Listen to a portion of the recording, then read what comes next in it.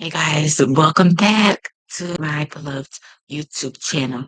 So today, the President AJ Jones, I will discuss, of course, me and Miss Leolah's movie and book, My Sister's Keeper, Feed Miss Leolah Brown, Queen Miss Leolah Brown. And like I said, the book's ready. It's ready. I've already released the first 7 pages. I want at least 36 pages done within the book. It's meant at least 23 starting out, but we'll figure it out, y'all. We'll get it done. Everybody knows something. Everybody. The carry me on down. Mhm.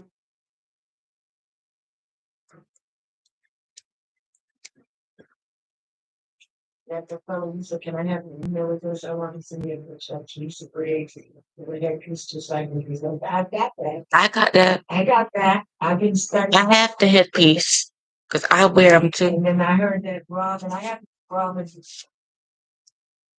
I'm gonna be reaching out to Rob because I believe that Teresa Briggs is with these months. Mhm. I am convinced. Yes, yes. Okay, I believe that. I strongly believe that. So let's say that Teresa Grace is with Miss Mountain, right? That means that Whitney and Gary are not run at all because they would not be sharing the same adults. You understand? So that means Gary changed his name because he was him and Pat.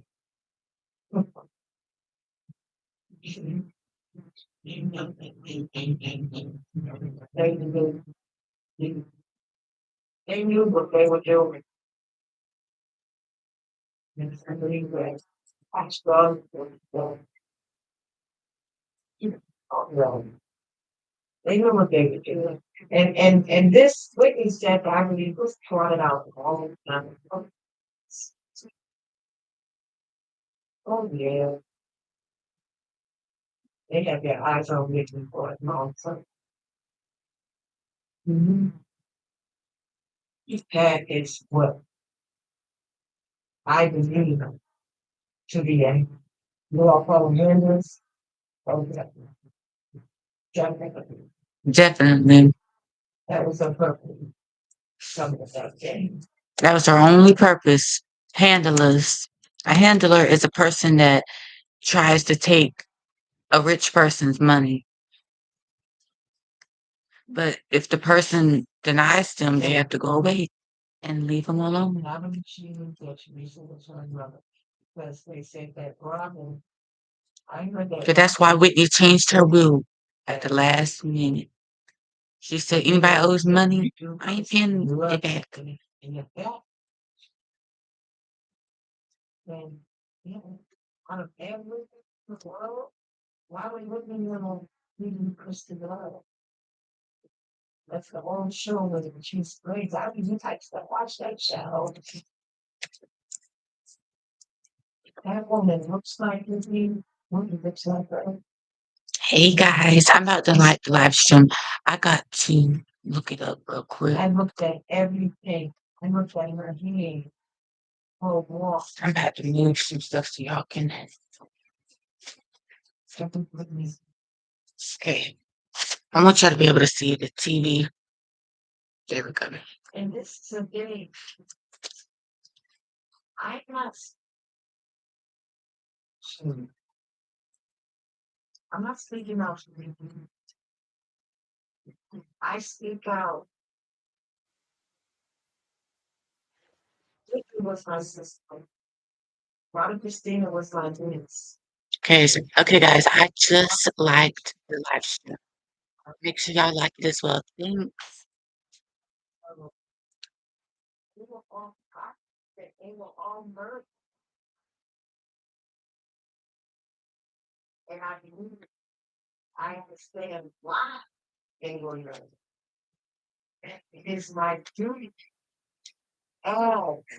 Yeah. Well,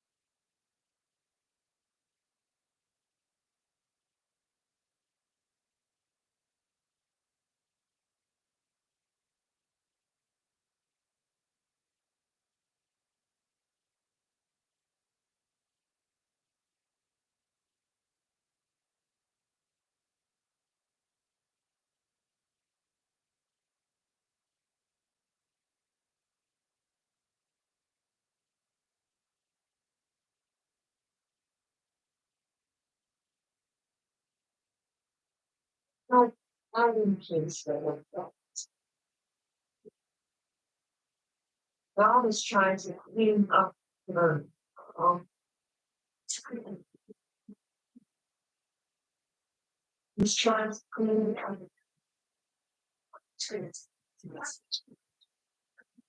so we're trying to see my hair's a mess. I'm gonna take a shower. I was supposed to actually be at Rob's community college today, but it's fine. I'll be there in the morning. At least I was able to take this time and talk to you guys about everything I have planned. So everything I have planned for today, matter of fact, is my book, My Sister's Keeper, Feed Miss Little Queen, Miss Leolah Brown. And like I said, I already got the book done. I already got it electronically typed in my Chromebook. But since I had to do that, I once I electronically typed it in my Chromebook, I wrote most of everything down on paper. So that's what I'm going to do. Once I get more with the story, once I get more of this everything, I have everything with the Whitney Houston uncovered death and the Bobby Christina's uncovered death story as well. I both have their death tragedies on paper and everything. I just have to figure out who actually killed them because that's the only thing I don't know. All I can assume is the people that were around them. And they say that like Bobby Christina said, she got up, they slept together all night and into the morning, both Chrissy and Whitney. Chrissy said that the last time that she woke up, Whitney had walked out of the hotel room.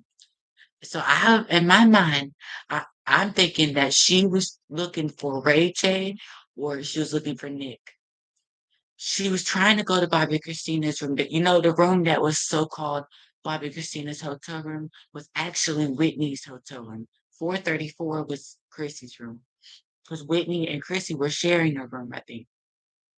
But besides that, I know Whitney had to come to her security and like tell Ray to walk her down to that room. Because I know that's not her only security guard. She has other security because there was other people working for Whitney before Ray, because Ray didn't come into the picture until Pat came into the picture. Pat came into the picture about 1993 or 94. I'm not totally sure, but she got married to Gary in 1994 because Gary was married to Monique. Yes, Gary was married to Monique. We all know this.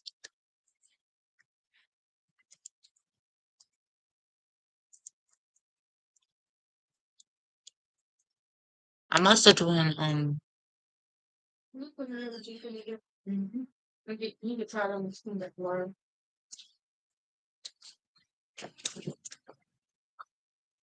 Okay, guys.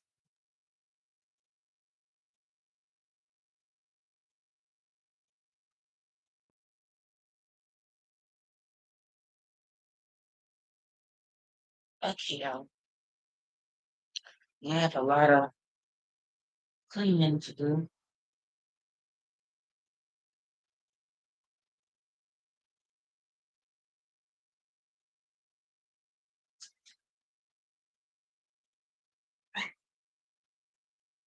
You want to go back down after you? Come on.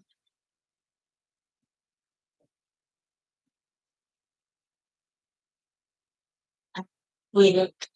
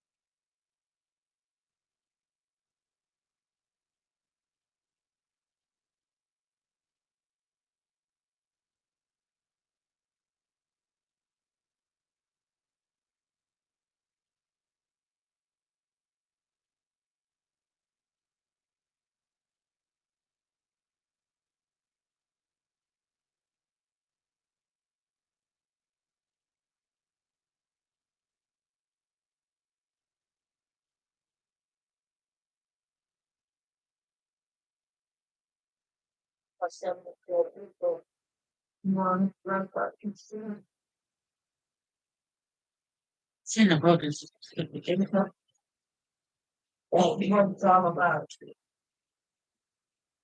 From Adam, it's all about money. She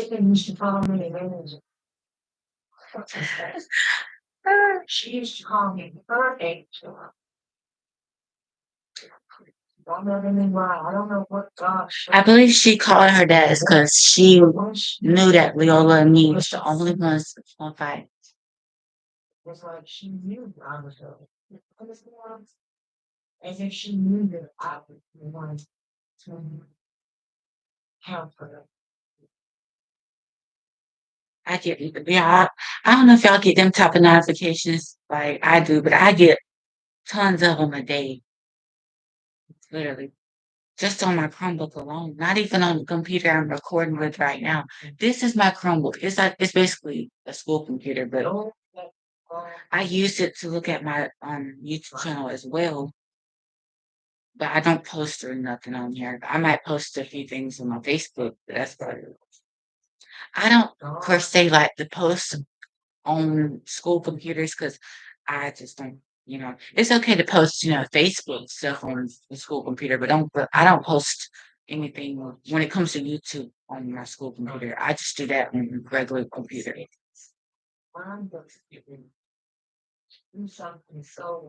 Right. He's not gonna check you. Don't you?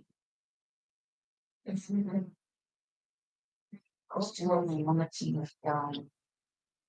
Ah, I know it was the raining. What can you get the big mama? I need to see. Don't mama that. I don't even think it's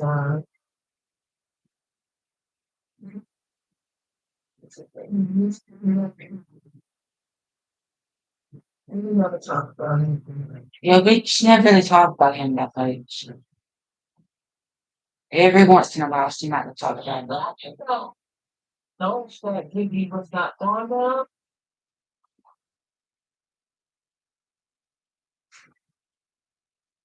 It's sad. Really has a really rough life. She did.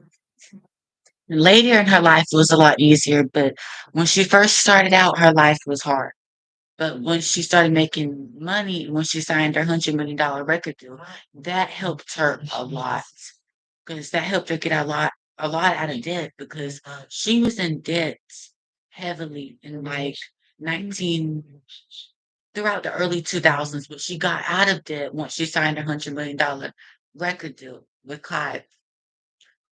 And now most good things about Clive is he did help, branch out her career. I hope he didn't try to, sell her or nothing. I'm not sell her, but you know how they say when a parent gets their child signed to like a big record.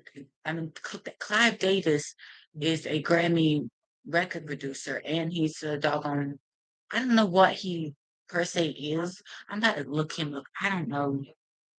I know he discovers artists and makes them big, but Whitney would have been big without Clive. He was just there to help her, branch out her career.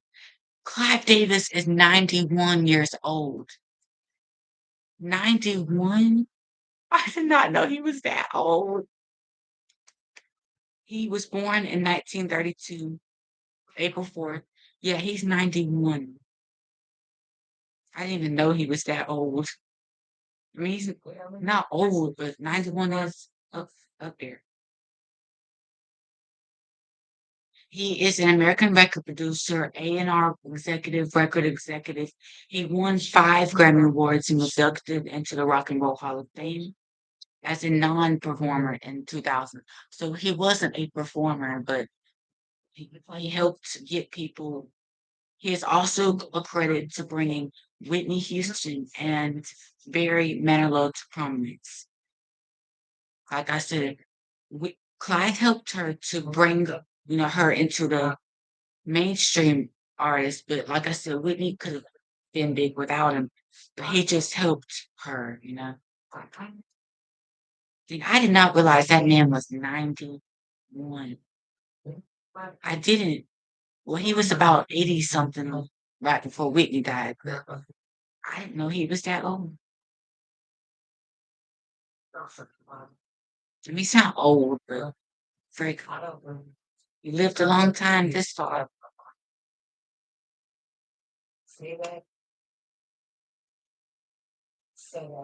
Hmm.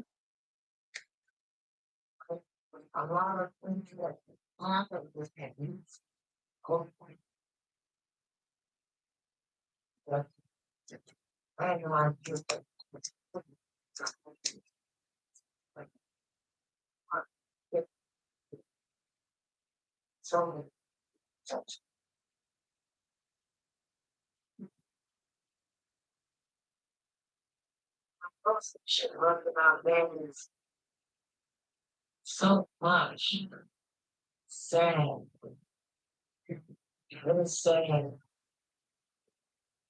But I am a victim of rape, but I would never, ever put that upon another person. You don't usually, it's like when people say, well, when the person's on drugs, is one of the people out there. You know, if that ain't it, you ain't gonna be there. No, you can't blame drugs on some. You can't blame how she can molest this guy. Maybe you like to go to molest somebody. I'm not. I don't either. That's why, but so if I'm telling you, molested by his sister, and so he was young back then. So my opinion is, I've heard that his sister is into and apologized to him for the things that she has done. You gotta stop doing all this. People, it's too much nudity going on. Really too much.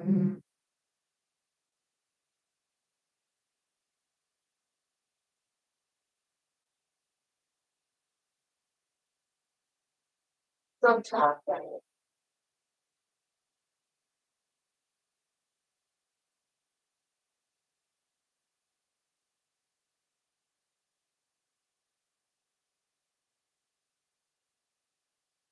so hard.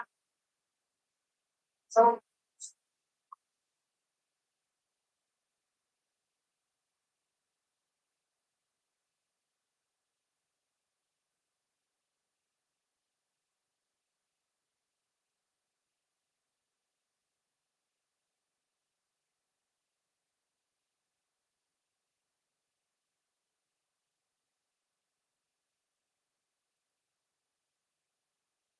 they're saying it was really yesterday. But people told me to go to not the case the house. The nice ex-wife probably because of the song, I think.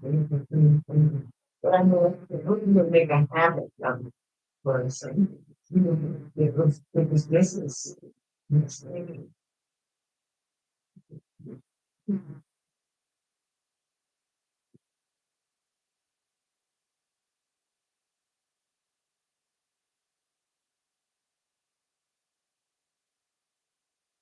well, I think it would be a sacrifice.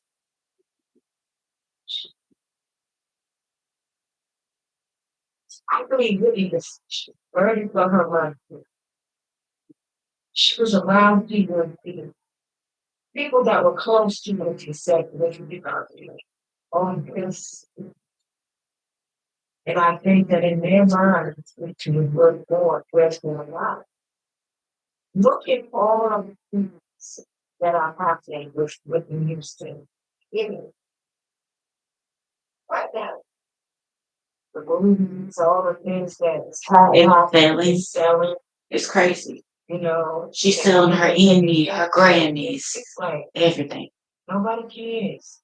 Nobody, nobody cares for Whitney. This is what I feel. I believe that nobody cares for hardly anybody that is close to her. I don't think there's interference to me. And somebody told me this. Somebody in the Houston family told me this. And I did not believe it when they first told me. I thought they were crazy for saying it. But now that I see, I can understand everything now. And wow, yes, I believe Janisha Graves is her mother.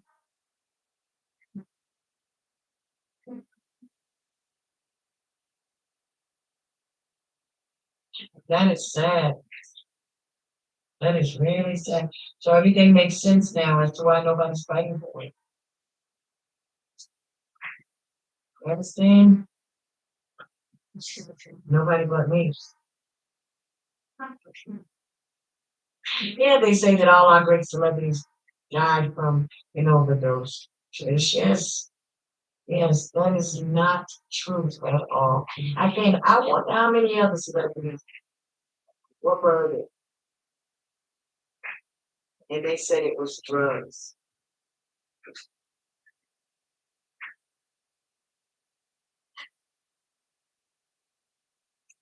Yes, God has it under control. I believe that they really thought they knew they were going to get herself together. She was getting herself together. Like I said, her mom was getting married, and I believe that her phone was tapped. They were following her. They definitely got Father Christina's phone tapped. So, but there was somebody bigger than me that was orchestrating everything. So,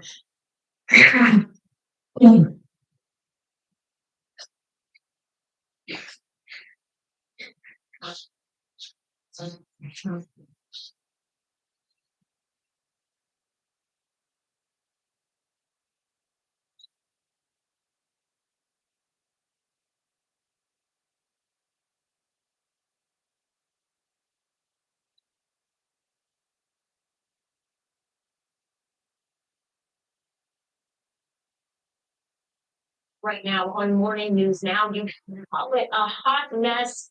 Literally, this morning, millions of Americans are waking up to severe storms and scorching heat. And now the threat of record breaking temperatures is spreading, set to bring high temperatures into the Midwest and Northeast this week. And all of that extreme weather is causing trouble for travel. What we can confidently say is that climate change is increasing the amount of clear air turbulence in the atmosphere.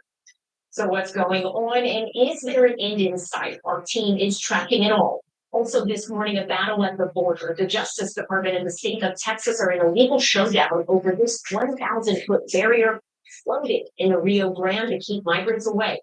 Now, Texas Governor Greg Abbott has just hours to get the buoys out of the water. We'll bring you the latest. Plus, AI regulation this morning. Some of the top names in tech are now working together on ways to better regulate artificial intelligence. More on the agreement they made with the White House, including an executive order set to be signed by President Biden. And she put her signature B in Blockbuster. That's right, Barbie took the top spot at the box office, with Christopher Nolan's Oppenheimer also outperforming her Saying they brought in 235 million at the box office. projection in its opening weekend. We'll take you to the movies for more on the hype and what it could mean for the future of Hollywood. Did you see either one this weekend? Not yet. They're both on my to-do list. Did you? Yeah, me neither. But only two who didn't travel. So, but we're still going to talk about it later on. Good morning, good to have you with us on this Monday. I'm Joe Pryor. And I'm Ellison Barber in for Savannah Sellers. This morning, 8 million Americans are under heat alerts as extreme temperatures continue to hit large portions of the country, from the southwest all the way to Miami. And get ready, this week those extreme temperatures are expected to expand beyond those regions. Forecasters say the heat wave will soon cover much of the U.S. Cities like Miami have been dealing with the dangerous heat for more than a month now. Today is the 44th consecutive day the city has seen a heat index above 100 degrees, and that sweltering streak will continue through this week. Like, I don't remember the summers ever being this hot. It's been awful. Like these weeks have been rough to get through. Yeah. The West is also making Phoenix is in the middle of its own hot streak, with folks there dealing with 25 days straight of temperatures over 110 degrees. So far, the Midwest and Northeast have avoided the extreme heat wave, but forecasters say that ends this week. The oppressive heat is expected to expand into those regions in the coming days. And it's not just here in the U.S. The extreme heat is also being felt overseas in China and in southern Europe, with dangerous temperatures recorded in countries like Italy and Greece. We've got team coverage on the extreme heat all morning. We begin with NBC News correspondent Marissa Parra. She joins us now from Miami. So, Marissa, as we said, day 44 with the heat index above 100 degrees where you are. Describe for us what the heat feels like this morning, what it's felt like over the last few days there. Hey, yes, two very different answers there. Remember, it's about 7 in the morning here, so the sun is just barely starting to rise. It actually feels pretty nice right now because it's 7 in the morning. So it's 85 degrees right now, feels like 97. Now, that's a big jump, right? But it's going to get oppressively hot, of course, as the sun gets higher. It gets in those later afternoon hours. That's when it is just pretty much downright unbearable to be outside. And even by Miami standards, because again, this is an area that knows heat. In fact, you mentioned a lot of cities that know heat, Phoenix being one of them, Miami being another. It gets humid, it gets hot, but you just mentioned 44 consecutive days of a real feel of triple digit temps, added humidity. It gets pretty difficult to be outside for much longer than you have to, really, even for people who live here. We talked to a number of them and they said, yeah, again, even for the people that are used to heat, this is a lot. Yeah, and if Miami's complaining, then you know it's something. I mean, emergency responders, Right. they're seeing an increase in heat calls all over the country. That includes where you are in Miami. They also have to wrestle with the heat, especially with all the gear they have to wear. So what precautions are they taking? Yeah, one of them being they're actually doubling up their units. That is personnel when they arrive on the scene for emergencies. We actually had a chance to speak with the chief fire officer for Miami-Dade County. Listen for yourself. We're just trying to take extra precautions, trying to take more breaks, definitely hydrate a lot more. On emergency scenes, calls that might have taken, 5 or 6 units, we're pretty much doubling personnel to rotate crews in and out much quicker, giving them short amount of time to work and more rest in between. So the reason for that being twofold. I mean, not only is it just the fact that these are humans too, and they're having to wear all that heavy gear when they're doing something like fighting a fire, or just bare minimum going to a heat call, checking up on someone. Because it is so hot, they're having to be exposed to the heat in a way that's even different than the way we are, because they have to do it often, and they also have to wear equipment while they're doing it. But then on top of that, something that is just a running theme here, because we've been talking about this heat for weeks straight. It's just the consecutive nature of this. I mean, we've talked about this across different cities that we've been reporting on heat from. And it again is the consecutive nature, the marathon, if you will, that has that. Oh, Yeah, by the way, I won't be here in the morning, guys. Like I said, I'll be at school, but at Robertson Community College in Pembroke Comtech. But you guys will see me about 4 p.m. tomorrow. So whenever I do decide to fully in the live stream throughout the night, I'm pretty sure I'll come back and talk to you guys throughout the day, because I'll roll up a blunt, in a little while. Not right now, but once I get some cigars. But yes, guys, stay tuned for that. And like I said, the book, My Sister's Keeper, Miss Miss Leolah Brown, the book, it's already out. Like I said, I'm just waiting to add some more stuff to it. I have 7 chapters and 7 pages to the book right now. My Sister's Keeper, Miss Leolah Brown. But I still want to at least get about 23, 36 pages done. So we will see how that goes, y'all.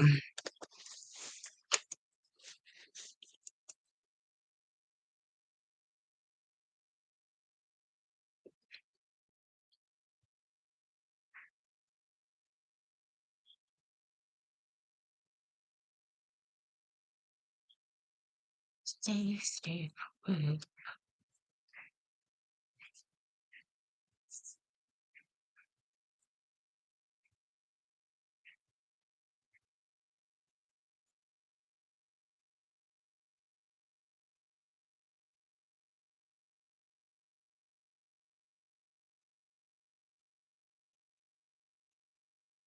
taking extra precautions to make sure that they can finish cross the finishing line whenever that finish line makes itself known, Joe, because this seems to be going on endlessly. Yeah, definitely on site right now. Very quickly, Marissa, while we have you, I want to ask you what's going on out west in Phoenix.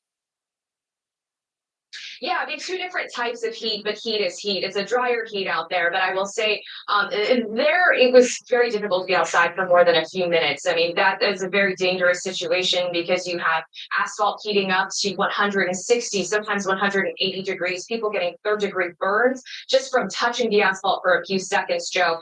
So very different types of heat, but dangerous nonetheless. All right, Marissa Parra in Miami. Marissa, thank you so much. NBC News foreign correspondent Josh Letterman joins us now from Rhodes, Greece. Josh, we can see that wildfire burning behind you. It has been burning there, a number of wildfire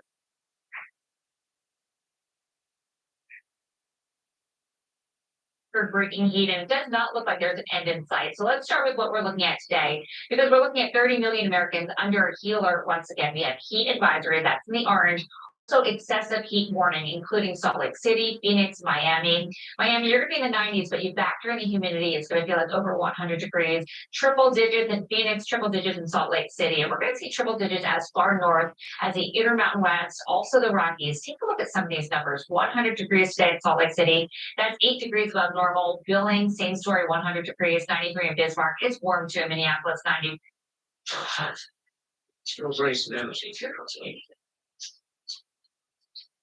So you can see how far reaching this heat is. 110 in Tucson and 102 today in El Paso. As we go throughout tomorrow, more of the same, but notice it shifts off to the east. So we're seeing this heat dome still tacked in place, but expanding the portions of the northern plains, the Intermountain West, the east, and then eventually into the northeast. So tomorrow, Roswell, New Mexico, we're looking at 106, 13 degrees above average. Minneapolis, warm once again, 94, 96 in Rapid City. And we're looking at triple digits in Pueblo, Amarillo, and also Dallas, Wichita. You're going to be at 101. That's 9 degrees above normal. So this is what's happening. We're seeing that jet stream lifting to the north. That heat zone is expanding.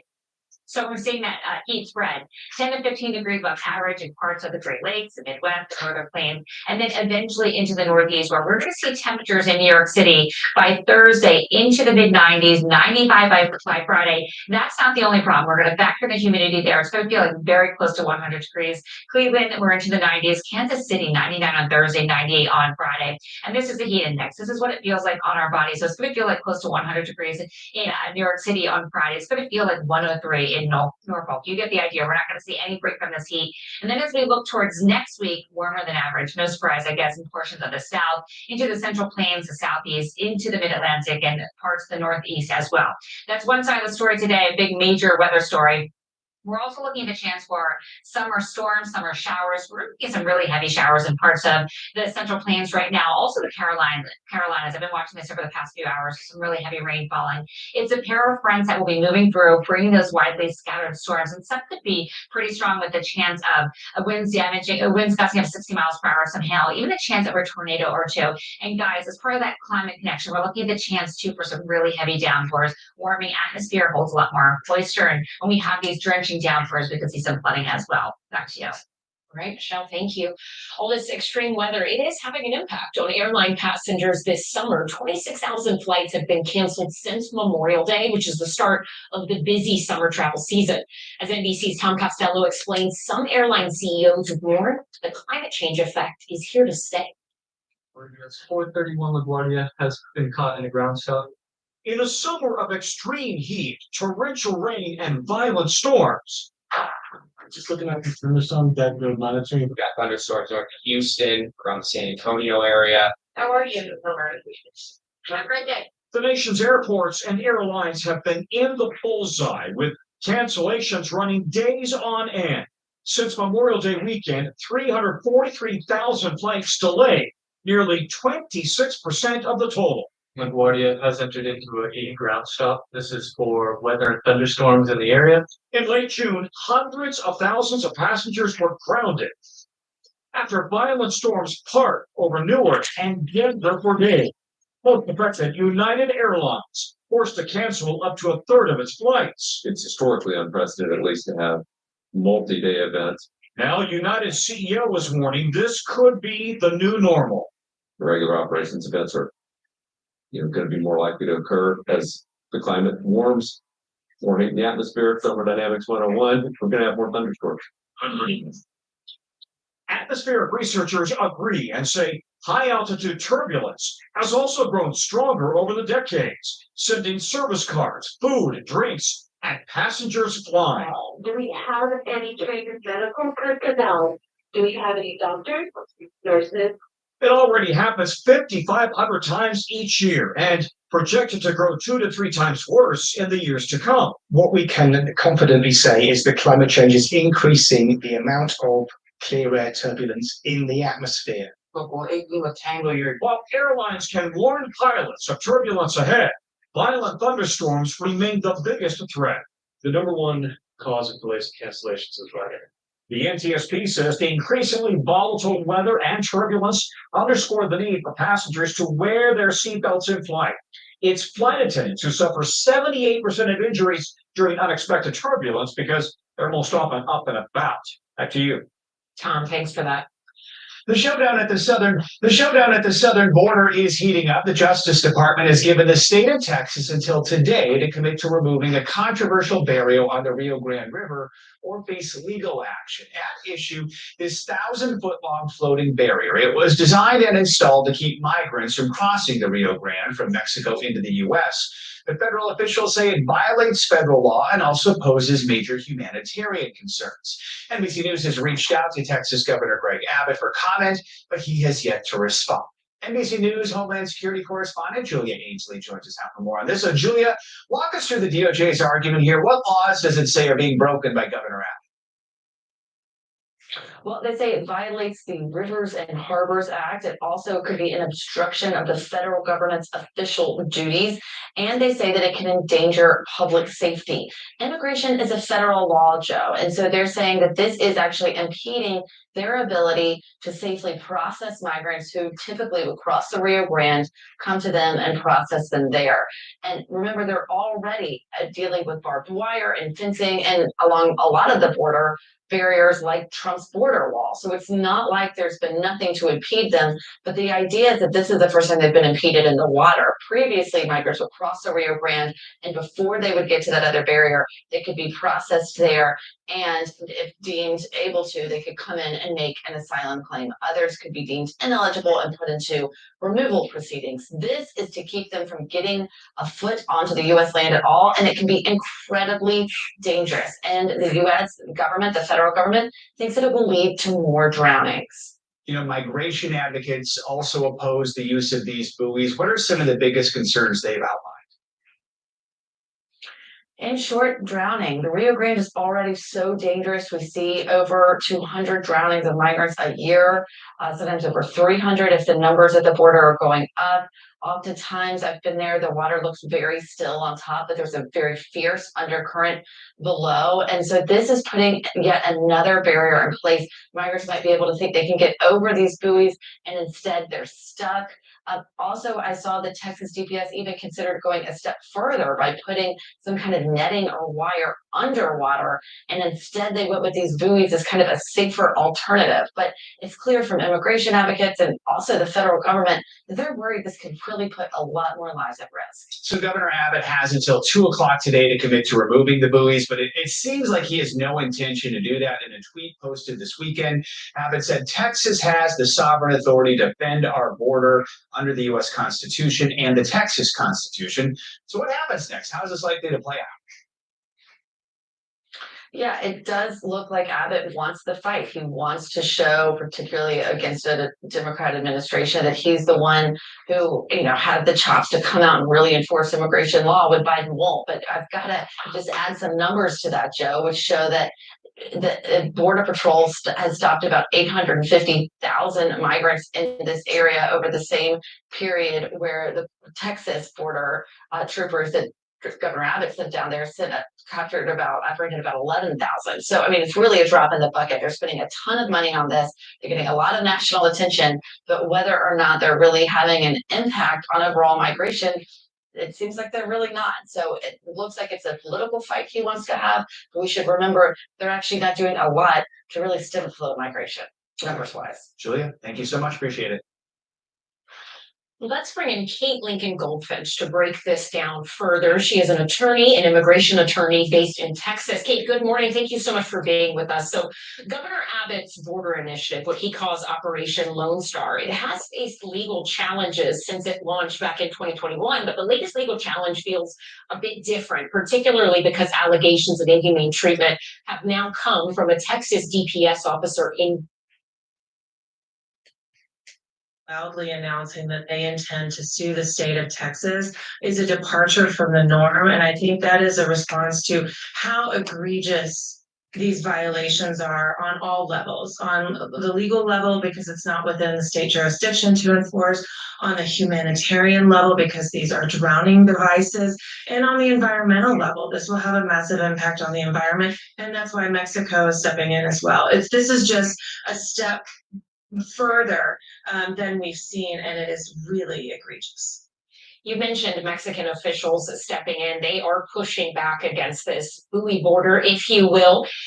How much can they be involved here? I mean, in terms of the water area, Julia Ainsley was reporting how the goal of these buoys is to keep migrants from ever stepping foot on U.S. land. Who controls that water area?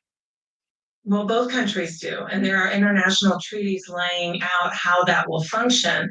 And of course, when there is an international treaty between two nations, it is the governments of those nations that will decide what occurs, not one single state within one of those nations. And that is why the government of Mexico, the Secretary of Foreign Relations, has said, wait a minute, this violates our international treaties and it's going to cause flooding, or not going to cause flooding. When there is flooding, it will cause issues for the government of Mexico. So we're seeing both governments, the US and the Mexican government, step in and say to Abbott, you've stepped beyond a line. Unfortunately, what we're seeing is that Abbott is responding by saying, okay, we'll take it to court. And at the end of the day, there's one person who is benefiting from all of this attention, and it is Greg Abbott himself. Great, Kate Lincoln Goldfinch. Thank you so much. We appreciate it. Pretty much more ahead here on Morning News Now. New this morning, bye bye birdie. Elon Musk just unveiled Twitter's brand new look. We're going to tell you about the social media makeover later. Oh my gosh, y'all! Elon Musk is changing the logo of Twitter. You know how it used to have the bird logo. I don't think it's gonna have that anymore.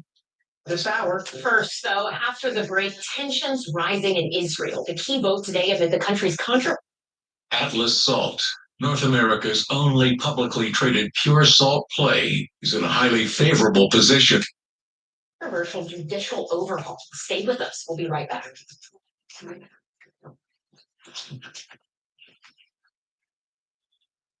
Welcome back. Israel's parliament is expected to hold a final vote today on a controversial bill that could weaken the country's Supreme Court. The change is part of a broader judicial overhaul by the far-right government. It has sparked months of protest and triggered a massive political crisis. NBC News foreign correspondent Raf Sanchez joins us now from Jerusalem with more on this. Raf, you can see some activity behind you. What are the protests like today?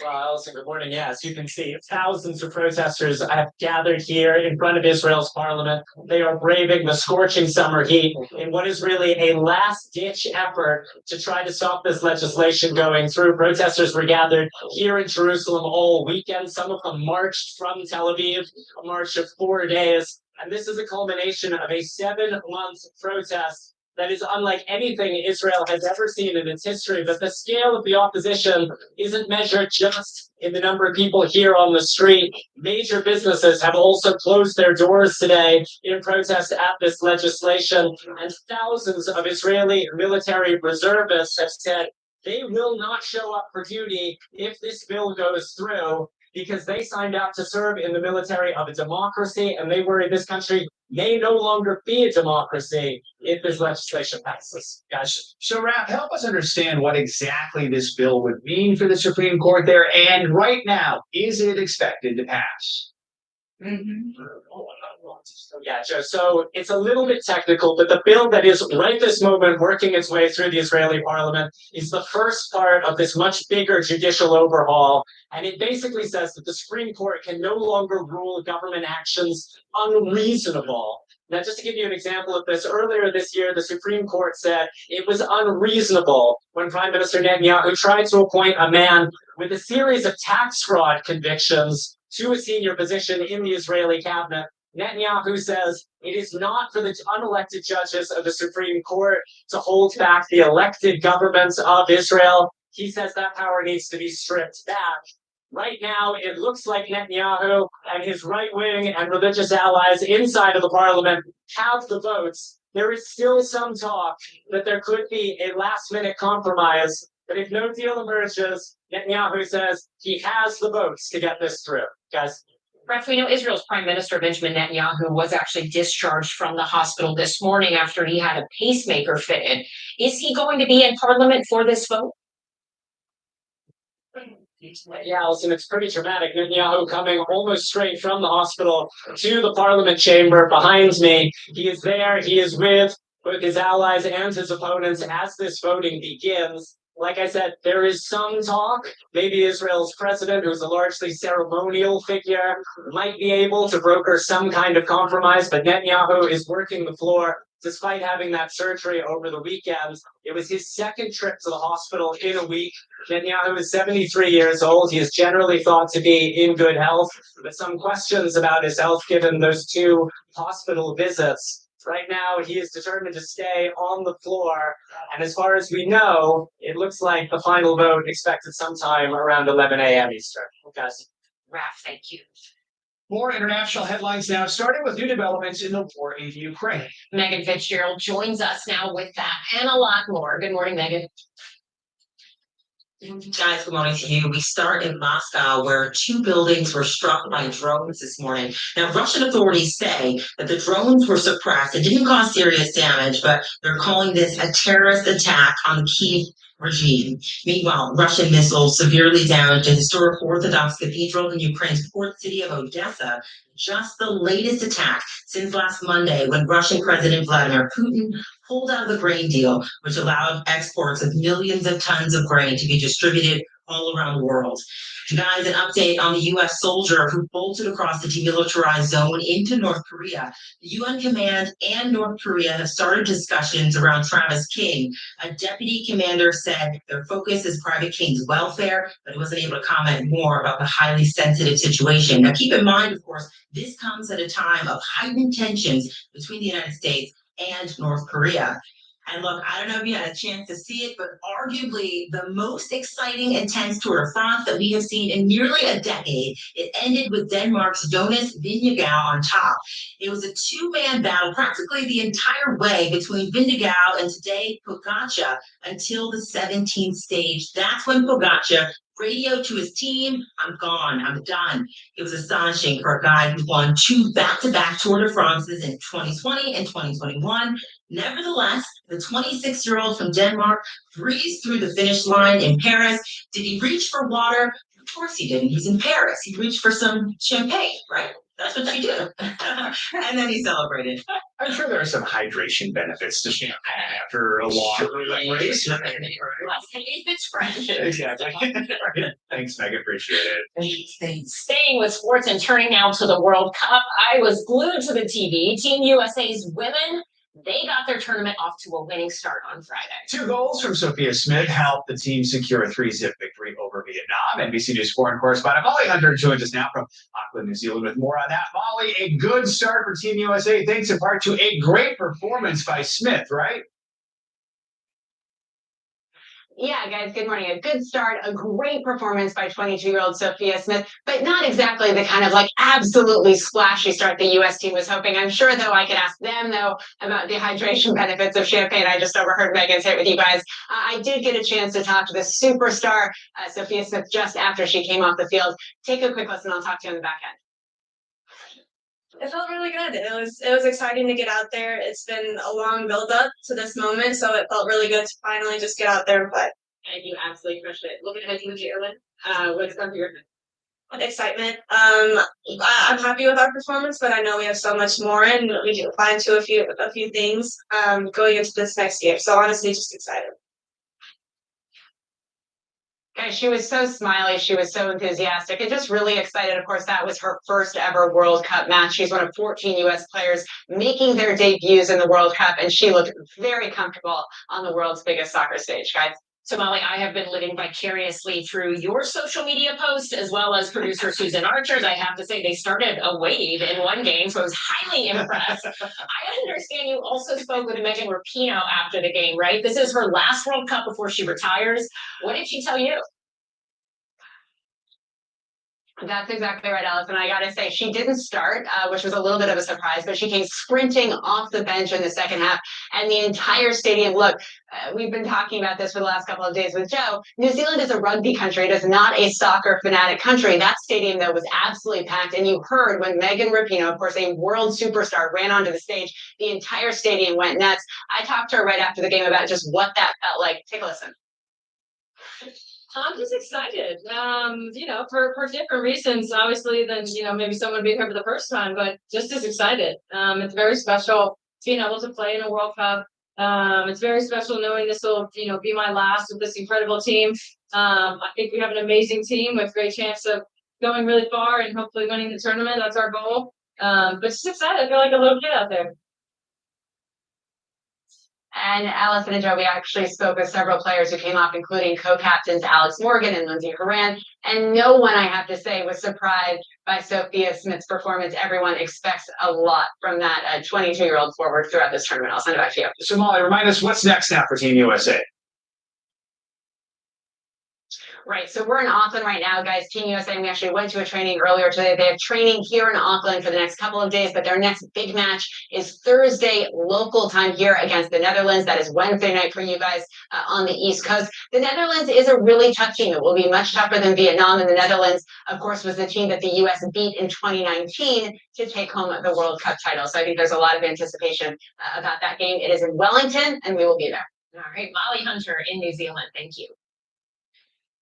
Coming up, new developments in the January 6th investigation. What we are learning about Georgia's governor being contacted by special counsel Jack Smith as Donald Trump faces the possibility of new charges. Plus, the White House working to regulate artificial intelligence. The new deal just made with some of the top tech companies. That's next on Morning News.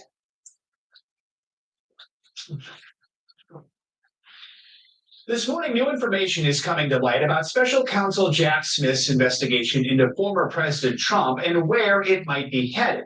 A spokesperson for Georgia Governor Brian Kemp confirms that the governor was contacted as part of Smith's investigation into suspected interference in the outcome of the 2020 election. This comes nearly a week after Trump received a letter stating he was the target of the special counsel's investigation by a grand jury, which is looking into the events of January 6th, along with efforts to overturn the election. Trump has denied any wrongdoing. NBC News Justice reporter Ryan Riley joins us now with the very latest. Ryan, good morning to you. So we should point out that while Governor Kemp's office declined to give further comment about being contacted by the special counsel, what are we learning about any new developments in the investigation? I think it indicates that this investigation is ongoing and is also. Experian Boost raised my credit score by 12 points instantly, which is insane. Sorry. Sort of at a pivot point. I don't know if necessarily the indictment's going to hold off until all of these interviews really take place, because we really do seem to be coming to the point where we're at a decision point essentially here. The grand jury has heard obviously testimony from a wide variety of people, including the former Vice President Mike Pence. But on last week, you saw this key testimony from someone who has been now called before the grand jury about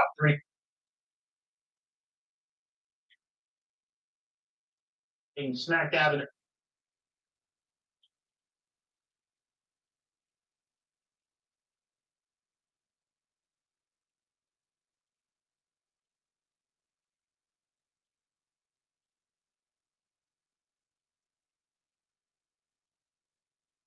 First GOP presidential debate is August 23rd, 2023. Trump Organization. Several Robinson, Eugene Carroll.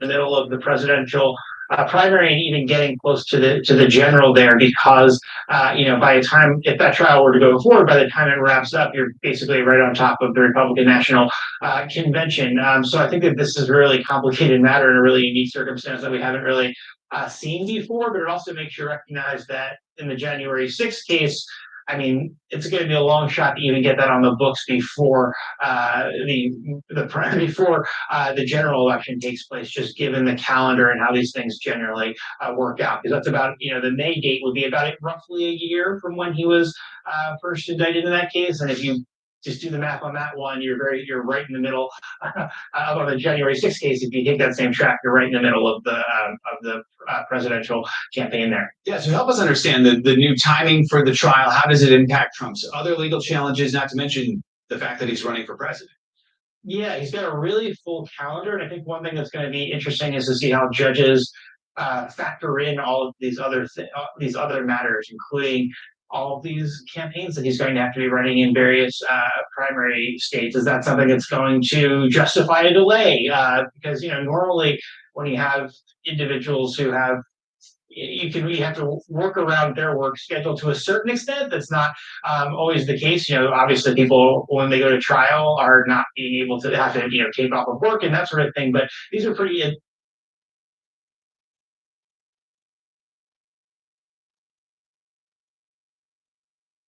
Later on. Good morning. Good to have you with us on this Monday. I'm Joe Fryer. And I'm Ellison Barber in for Savannah Sellers. This morning, 28 million Americans are under heat alerts as extreme temperatures continue to hit large portions of the country, from the Southwest all the way to Miami. And get ready, this week, those extreme temperatures are expected to expand beyond those regions. Forecasters.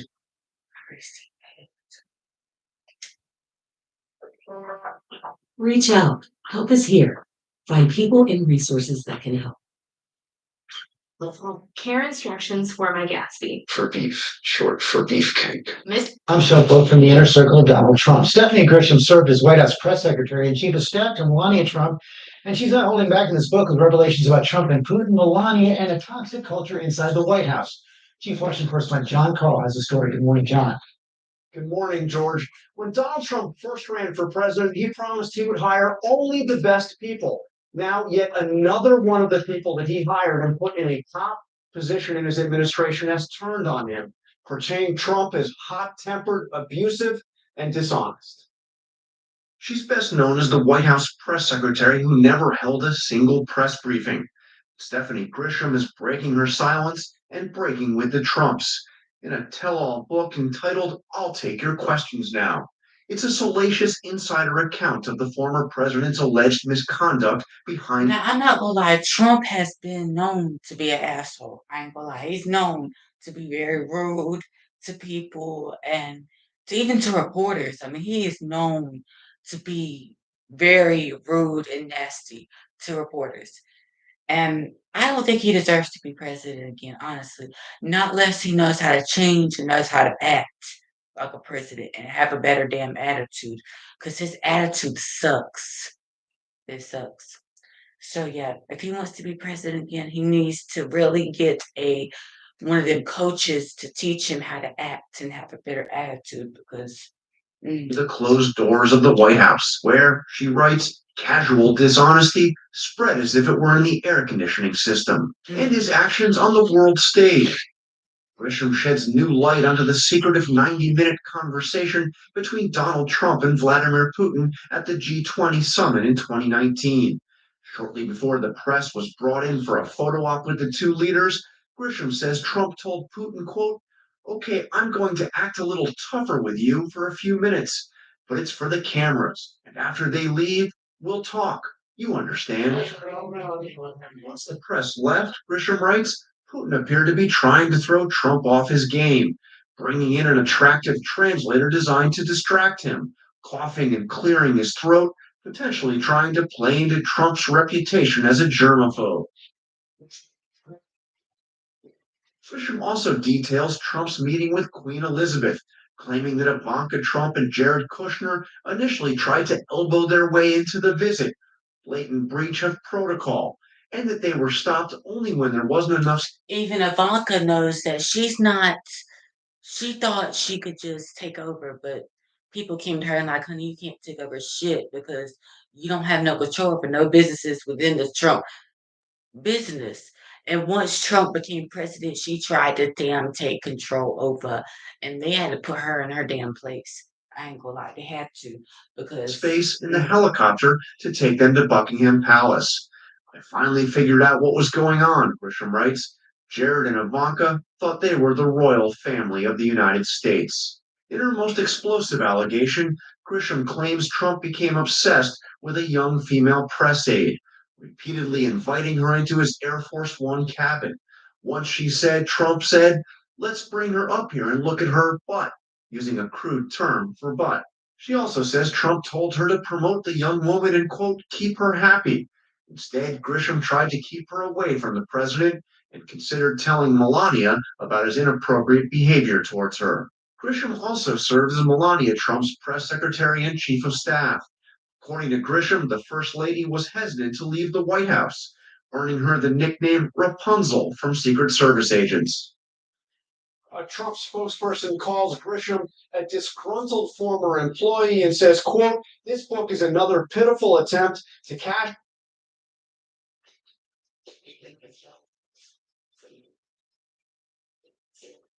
We're going to begin now with our exclusive interview with Melania Trump's former close friend and confidant, Stephanie Winston Wolkoff, who is out with that blockbuster new book, Melania and Me. ABC's turned out our GMA cover story, First Lady Melania Trump is firing back at Stephanie Winston Wolkoff, her ex-friend and advisor who wrote a best-selling expose of their relationship, released explosive audio recordings of their conversations. Senior national correspondent Terry Moran has the story. Good morning, Terry. Good morning, George. Like most First Ladies, Melania Trump tries to steer clear of controversy, but she's taking a public stand against this tell-all book because she says what she calls its salacious claims are interfering with her work on behalf of children. This morning, First Lady Melania Trump is fighting back, taking on her former friend and advisor who wrote a book about her personal life and released secret audio recordings of their conversations to CNN. I'm complicit. I'm defending your team. I support you. Don't do it.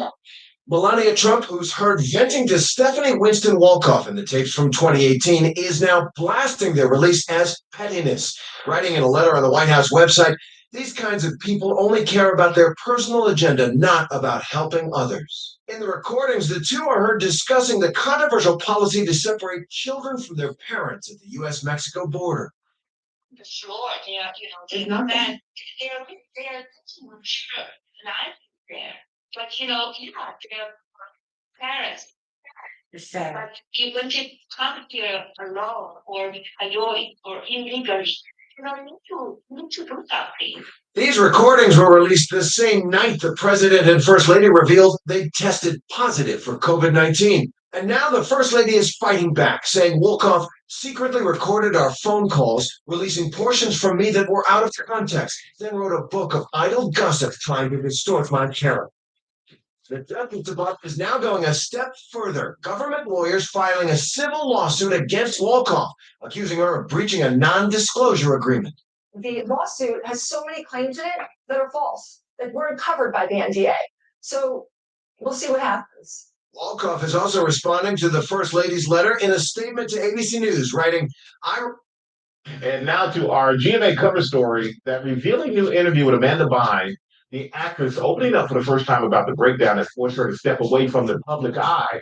And what was behind it? Paula Ferris is back with the story. Hey, Paula. Hey there, Michael. Good morning, everyone. Vi said that everyone thought she was a good girl, but at a very early age, she started experimenting with marijuana, which then led to a dark road of drugs and depression. But today, Amanda Bynes is sober, and she's saying she's sorry. Former child star Amanda Bynes, breaking her silence overnight, sharing her struggles with depression, drug use, and sobriety. Bynes opening up to Paper magazine, saying she began using marijuana at the age of 16, and that later on it progressed to doing Molly and ecstasy. She would go on to experiment with other drugs like cocaine and Adderall. You can't stop the river. Her use of Adderall pills was around the time she was starring in the hit musical Hairspray. The 32-year-old telling the magazine that, quote, I definitely abused Adderall, even sharing that during the filming of a separate movie, she would be in her trailer chewing on the tablets because she thought they made her more high that way. She really attributes some of what happened and changes in her behavior and personality to the drug usage as it escalated and became, a much more serious issue. Hey, what's up? I'm Sebastian.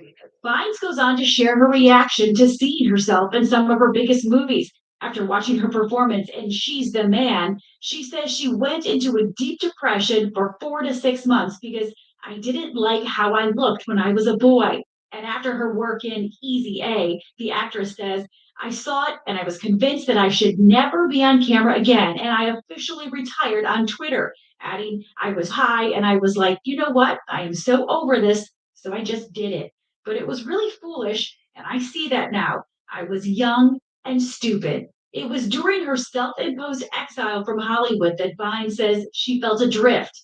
I got really into my drug usage and it became a really dark, sad world for me. I was just stuck at home, getting high, watching TV, and tweeting. She adds, everything I worked my whole life to achieve, I kind of ruined it all through Twitter. Vines now says that she's ashamed and embarrassed by the controversial things that she said on Twitter and that she's been sober for almost 4 years. This is sort of her wanting to tell her story, kind of close a chapter that was difficult, move on, and start the next phase of her life and career. For Vines, this next chapter is one she's optimistic about. I have no fear of the future, she says, because she's been.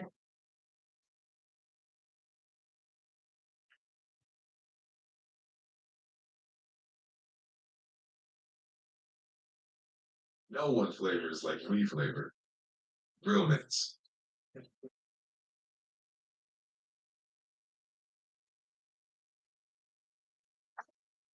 All right, pausing now from our news coverage. Our hearts are broken into today. We received news yesterday of our dear friend and our dear colleague, Elise Finch. She passed away yesterday. Elise joined our team here at CBS 2 in April of 2007, and she was a vital part of our news team. She was a dedicated meteorologist and a gifted storyteller. Today, we're honoring Elise and sharing treasured memories. CBS 2's Jessica Moore has them.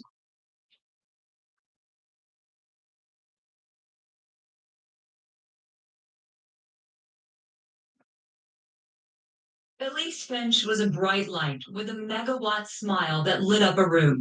Her passion for meteorology was eclipsed only by her passion for people. Elise was fiercely loyal with a quick wit and a wicked sense of humor. The weather gods are smiling on me. That is pretty nice. Elise joined WCBS as the weekend meteorologist in 2007 and quickly became a household name. Good evening, I'm Elise Finch in the CBS 2 Weather Center. We are on storm watch. In 2019, she was promoted to weekday morning meteorologist. I want to show you what we've got going on as we step out the door right now. Where she balanced forecasting the weather with her overwhelming love for all things music. You may or may not know this about me, but I like to play music in the studio during our commercial breaks. It's raining men. Hallelujah, it's raining men.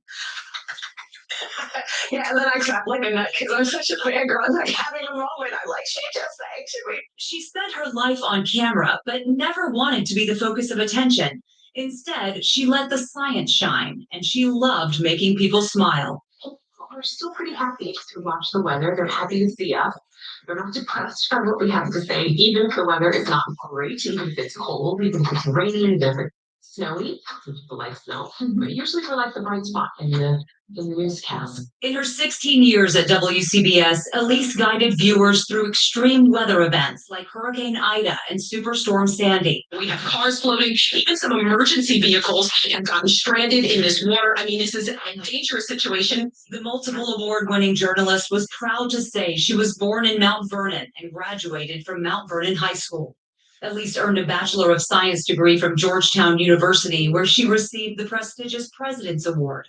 She went on to earn a Master of Science degree in broadcast journalism from Syracuse. She was devoted to her craft, but her true passion was at home. In 2013, Elise married her husband, WCBS photographer Greg Enriquez, in a beautiful ceremony at Untermeyer Gardens. 3 years later, she welcomed her true love with the birth of her baby girl, Grace, who she affectionately referred to as Gracie.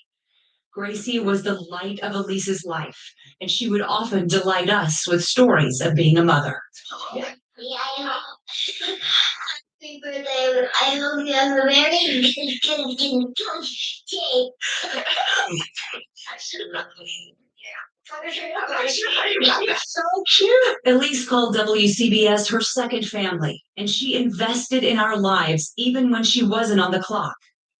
Elise was a woman of faith, and we'd like to think she's looking down on us from heaven with a smile, knowing the family she loved so dearly loved her in return even more.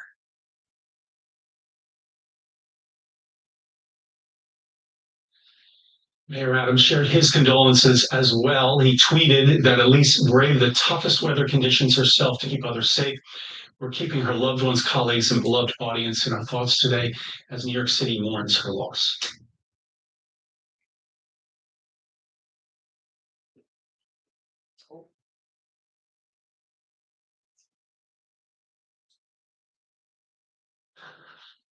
Our hearts are broken as we mourn the sudden death of our dear friend and colleague, Elise Finch. She passed away yesterday at the age of 51. Elise was an accomplished journalist and meteorologist and shared her talents with us and with you for 16 years here at CBS 2. Elise was a proud Mount Vernon native, making her job, her responsibilities extra special because she was covering the communities that shaped her life. Here at CBS 2, she fell in love and started a family. Tonight, our deepest sympathy. These are with her husband, Greg, who's a CBS 2 photojournalist, their beautiful 6-year-old daughter, Grace, Elise's parents and sister, and her children, as we pay tribute to our friend who was so confident and giving.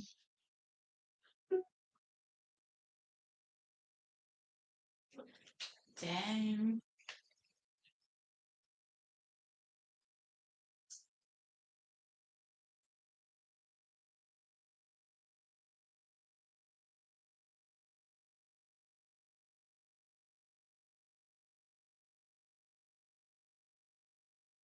Back in ancient times, you little sacrificed a lot. Tonight, the deadly heat wave that just won't break.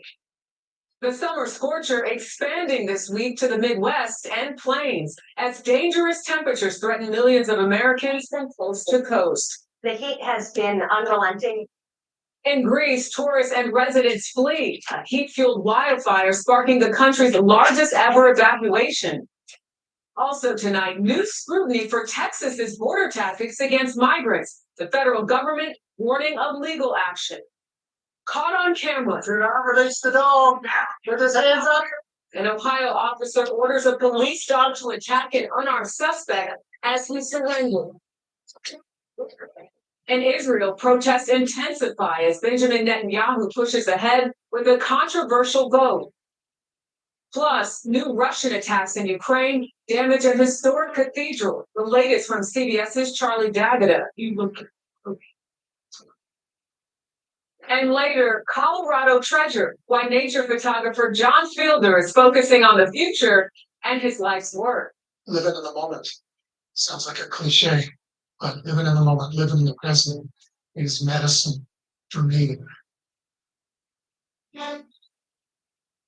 This is the CBS Weekend News from New York with Jerika Duncan. Good evening and thank you for joining us on this Sunday. We begin tonight with more hot weather. Temperatures are setting records across this country and around the world. A top NASA scientist warns July could become the Earth's hottest month in hundreds, if not thousands of years.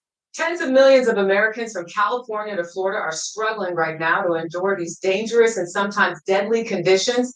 And as if things couldn't get worse, the heat wave is forecast to expand into the Midwest and northern plains. But we begin this evening in the West with CBS's Elise Preston in Los Angeles. Elise, good evening to you.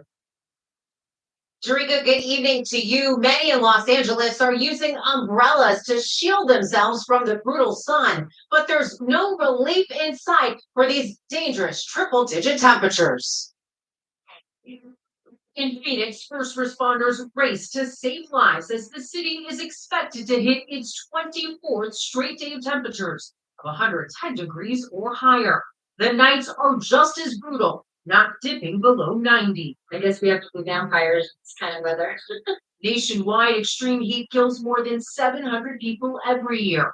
For paramedics working those 911 calls, the priority is cooling people down with icy cold IVs, wet towels, and ice packs. And then put them on the outfits, put them inside the shirts, put them in the groin area. July is shattering heat records, more than 3,500 so far. Cities including Las Vegas, Austin, and Miami are on a streak of dangerous temperatures. At some point, your body's not made to function in these temperatures. Heat stroke has a mortality rate of 10% or more. In Texas, parents smashed a car windshield to rescue their baby accidentally locked inside.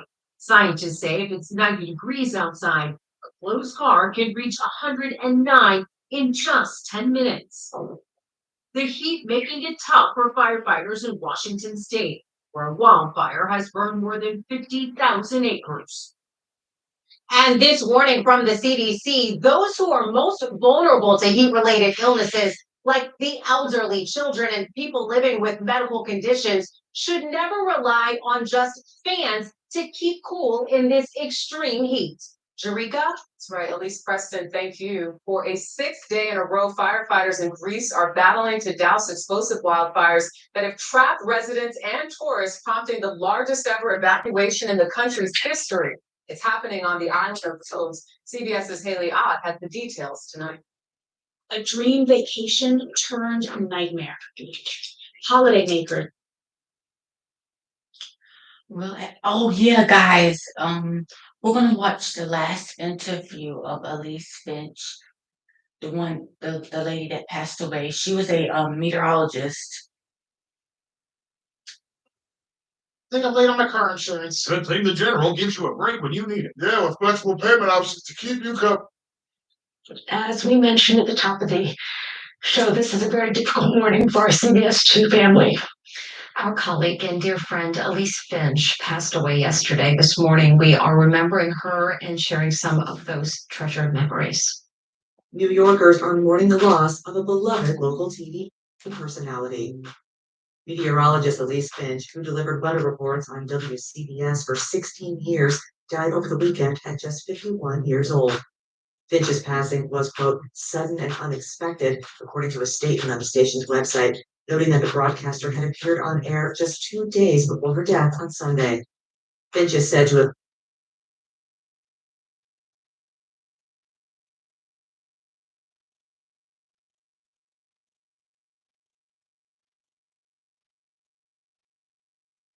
We'd like to share a touching tribute as we can. We'd like to share a touching tribute as we continue here at CBS2 to mourn the devastating loss of our friend and our colleague Elise Finch. Everyone who knew Elise knew that music was one of her passions, and she shared that through her segment Spotlight. And tonight, one of the musicians she interviewed from none other than the Temptations is remembering her. Otis Williams, who's the last surviving member of the legendary group, posted on Twitter, remembering Elise Finch, who I had the honor and privilege of being interviewed by in January. We're deeply saddened by the news of her passing. Our thoughts and prayers are with her husband, daughter, family, friends, and her WCBS family. Elise interviewed Williams in January. Have 3 or 4 that just, you just maybe like love just a little bit more than the rest? Well, naturally, my girl is the first one. Then I must say, just my imagination. Just my imagination.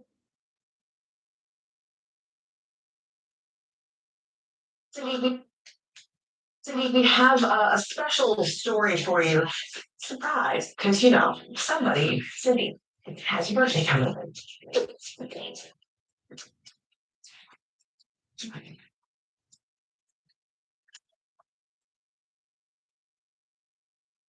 Hi, Cindy, man. I'm so sorry I can't be up there in New York to celebrate your birthday this time, but I wanted to tell you how very lucky I feel to have you as my daughter and little Rosie as my granddaughter. Happy day. I miss you so much. I can't wait to see you when I get home, and I hope you're having a wonderful day.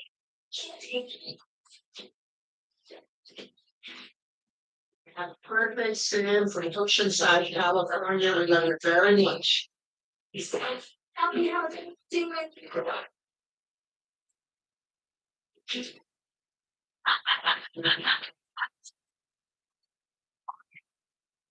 Cindy, you still do. First anchor husband, not so much. We had good times, didn't we? Happy birthday to both of us, Cindy. I'm sorry, it's such a funny joke. Hey, Simpson, it's Jim, or Jiminy, as you like to call your former anchor husband.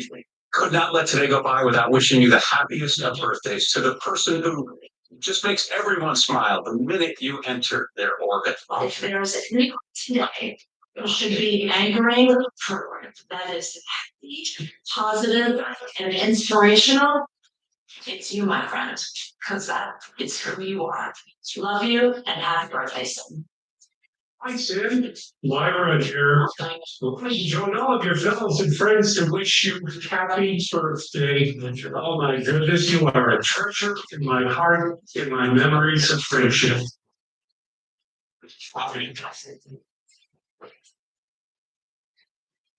Well, we could be happier to say happy birthday.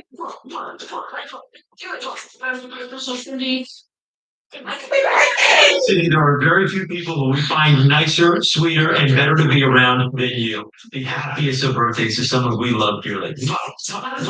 Anyway, guys, you're the one, sunshine. Hey, Cindy, it's me, Clay, your director. And even though I'm home recovering from shoulder surgery,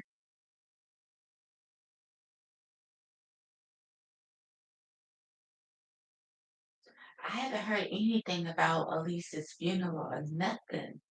They haven't really said anything about that.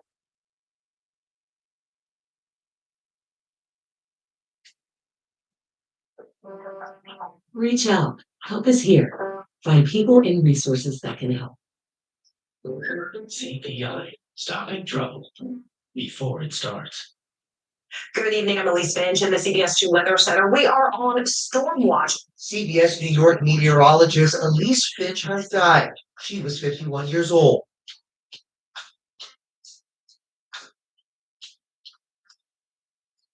Elise was on the air with us just this past Friday. Her death is sudden and unexpected, leaving us all trying to understand how this could happen to our beautiful Elise. According to her station, Elise died at a local hospital, but her cause of death has not been determined. She first joined WCBS 16 years ago in 2007 as a weekend meteorologist, later becoming part of the weekday morning team. Every major weather event Elise reported on, many in the elements. So we have cars floating, even some emergency vehicles have gotten stranded in this water. I mean, this is a dangerous situation. Before settling at CBS New York, Elise worked for NBC at the Early Today Show, MSNBC, and NBC Weather Plus. On Mondays, we have a motivational quote of the week, and this one is dedicated to Elise. And the quote is, "The loss of a loved one doesn't mean they are gone. Their spirit still lives within us." Now, Elise's WCBS colleagues are in mourning, paying tribute to their late friend on Monday. I have the honor of emceeing the event this Saturday. I want to point out my mother was a member of Jack and Jill. My sister and I grew up in the Westchester County chapter, attended the teen conferences, so this is truly a full circle moment for me. The coffee chain is adding a spoonful of extra virgin olive oil. I have heard people do that. I just thought it sounded gross when they said it, and quite frankly, I still know it sounds gross. We have a special message from Leolah this week. Yeah, I know. Happy birthday. I hope you have a very good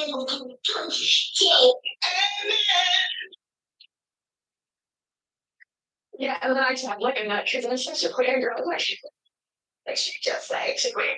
Elise had a great passion for the entertainment industry, especially music. You may or may not know this about me, but I like to play music in the studio during our commercial break. The meteorologist leaves behind her husband and young daughter. Elise married her true love, Greg Enriquez, whom she met at CBS 2. They married. Hold on 1 second, guys. I'll come back to that. Just give me a minute.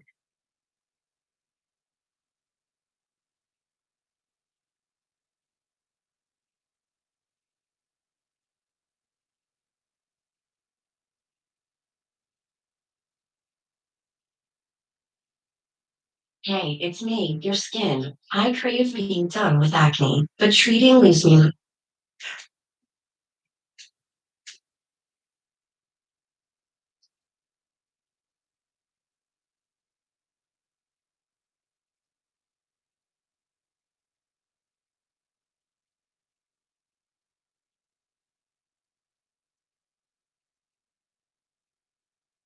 Good evening, I'm Elise Finch in the CBS 2 Weather Center. We are on storm watch. CBS New York meteorologist Elise Finch has died. She was 51 years old.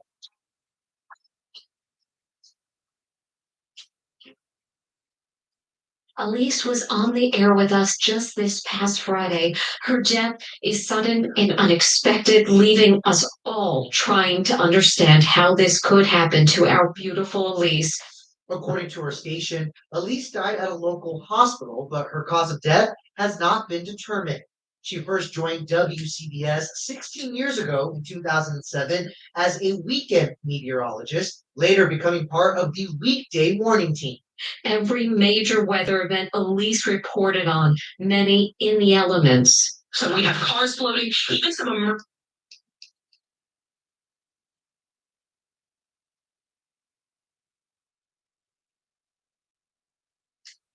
Nearly 3 decades after the murder of legendary rapper Tupac Shakur, authorities have searched a Las Vegas home in connection to his killing. To this day, Tupac's murder remains unsolved, and this update has been called a major development in the case. Joining us to discuss are ABC News contributors Mike Muse and Brian Buckmeyer. Mike, let's start with you. So this search warrant was executed just miles from where Tupac was murdered at the home of a man named Dwayne Davis, who goes by Keefy D. He actually appeared in a 2018 BET documentary series called Death Row Chronicles.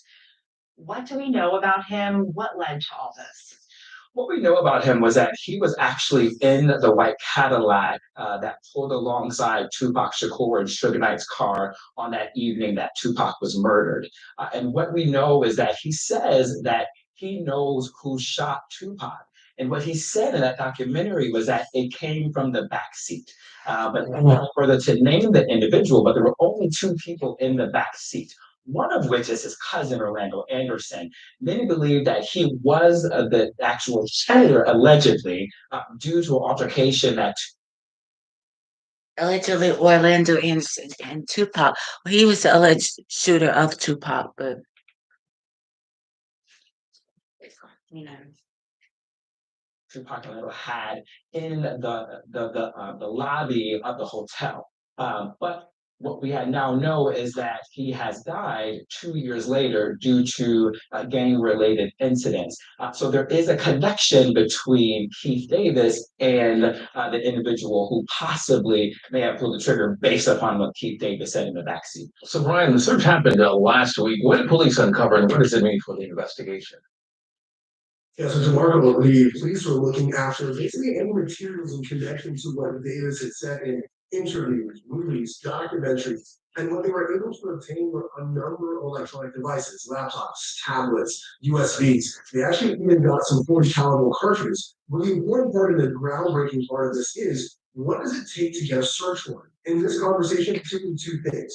Use a probable cause.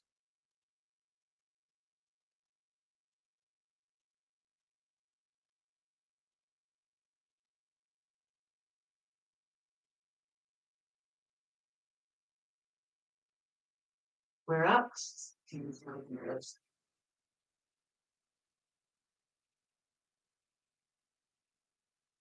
Oh, okay. I was a wayward child with the weight of the world that I held deep inside. Life was a winding road, and I learned many things little ones shouldn't know. Huntington, New York, to parents Alfred and Patricia Carey. She was the youngest of three with an older brother named Morgan and an older sister named Allison. In her book, The Meaning of Mariah Carey, Mariah writes that her earliest childhood memories were plagued with violence, cops, and abuse. She writes, "Some of my earliest memories are of violent moments. Because of that, I have always carried around a heavy blanket with which I cover up large pieces of my childhood. It has been a burden." Well, there was a lot of unrest in my household, if there was a household. And I had a difficulty with having come from such a dysfunctional family. I needed to kind of heal myself and heal that inner child that I tried to keep alive through all of the dysfunction and mess. Listen, you grew up biracial in a white neighborhood, no big deal now. But there certainly was a struggle for you to fit in. There was a series of things that happened to you that I thought was very traumatic. I didn't really feel accepted in anyone's particular world. This is like in one of the songs that um, it's one of my favorite songs that I've done. It's called Outside, and I talk about feeling ambiguous without a sense of belonging to touch somewhere halfway. Like these are things that I've been talking about for a long time. So it's like people are like, oh, she's talking in this book now. But I always felt like I was expressing that. Your family life was complicated.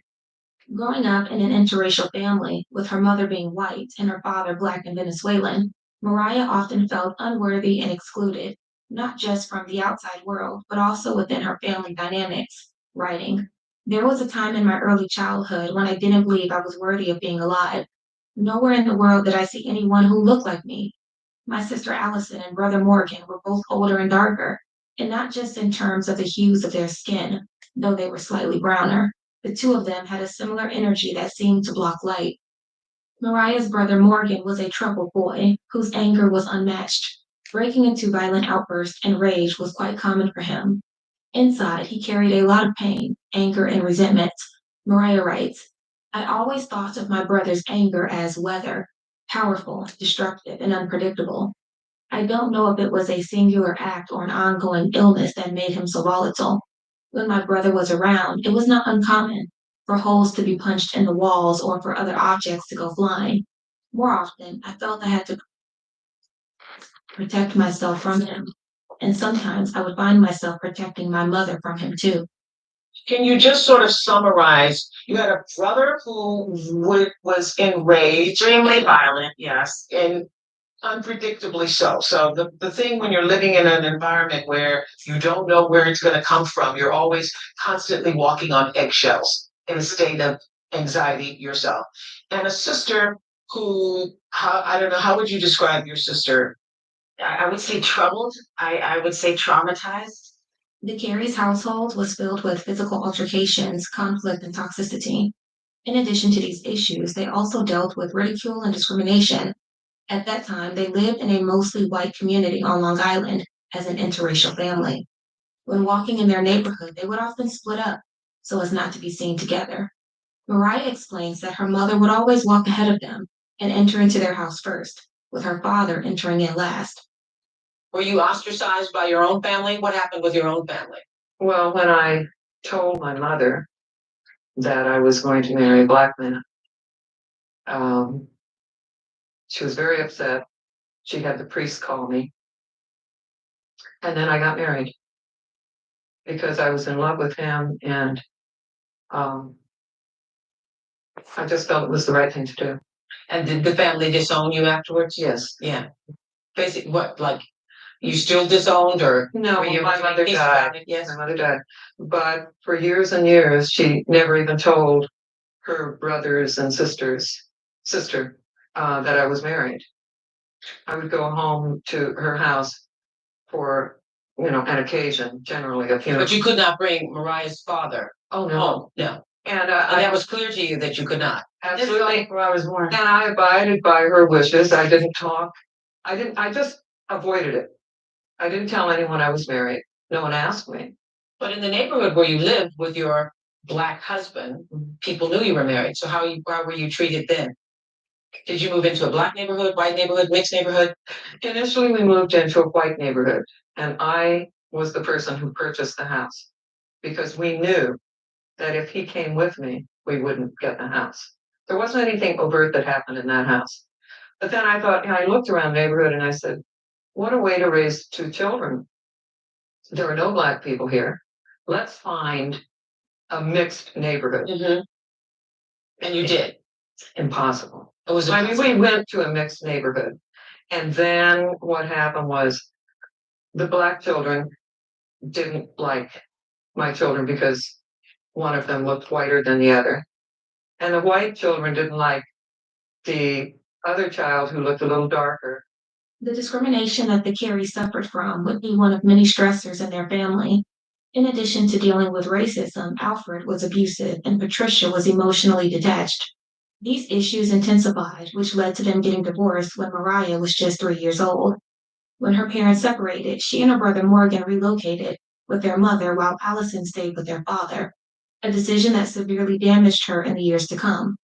Mariah writes, quote, by the time my siblings were teens, my brother had been institutionalized, placed in the precarious care of the state, and my sister was pregnant by her 16th birthday. My sister and brother clearly couldn't stand each other, but their deep resentment toward me was a constant silent menace, simmering right below the surface.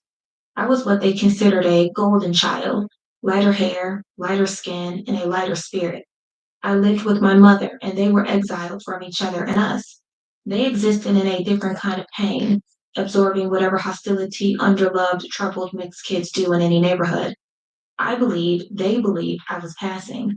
There I was with my blondish hair living with our white mother in what they considered a safe white neighborhood, while they lived with our dad in Harlem.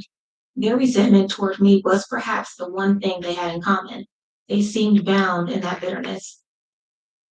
The wedge in Mariah Carey's family was put in place long ago when Allison and Mariah were growing up on Long Island. You ever jealous of her? Yeah, of course. You know, she was very popular. She had a lot of fun, but didn't have any friends. The parents separated when Allison was 11.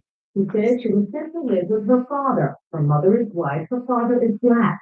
Mariah, however, rarely speaks about her interracial heritage.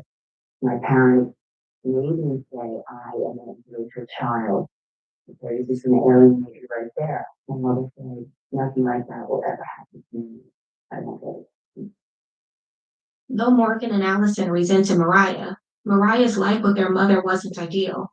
Her mother worked a lot, often leaving her home alone. She was unkempt, without proper clothes, and often neglected. There was hardly any food in the house, and they moved constantly. On top of that, their home became a revolving door for men. Morgan and Allison thought that Mariah was living the good life, when in reality she claims that her life was just as bad as theirs. How would you describe the neglect?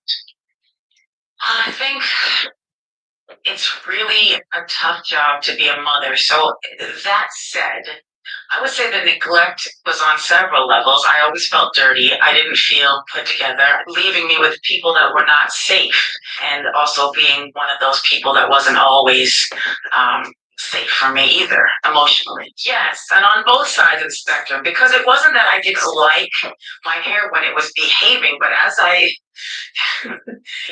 grew up a little bit, it went from baby hair to like matted, unruly hair that nobody was combing through or understanding that you can't have a little girl running around with mats in her head. Mariah had experienced a lot of trauma and neglect at such an early age.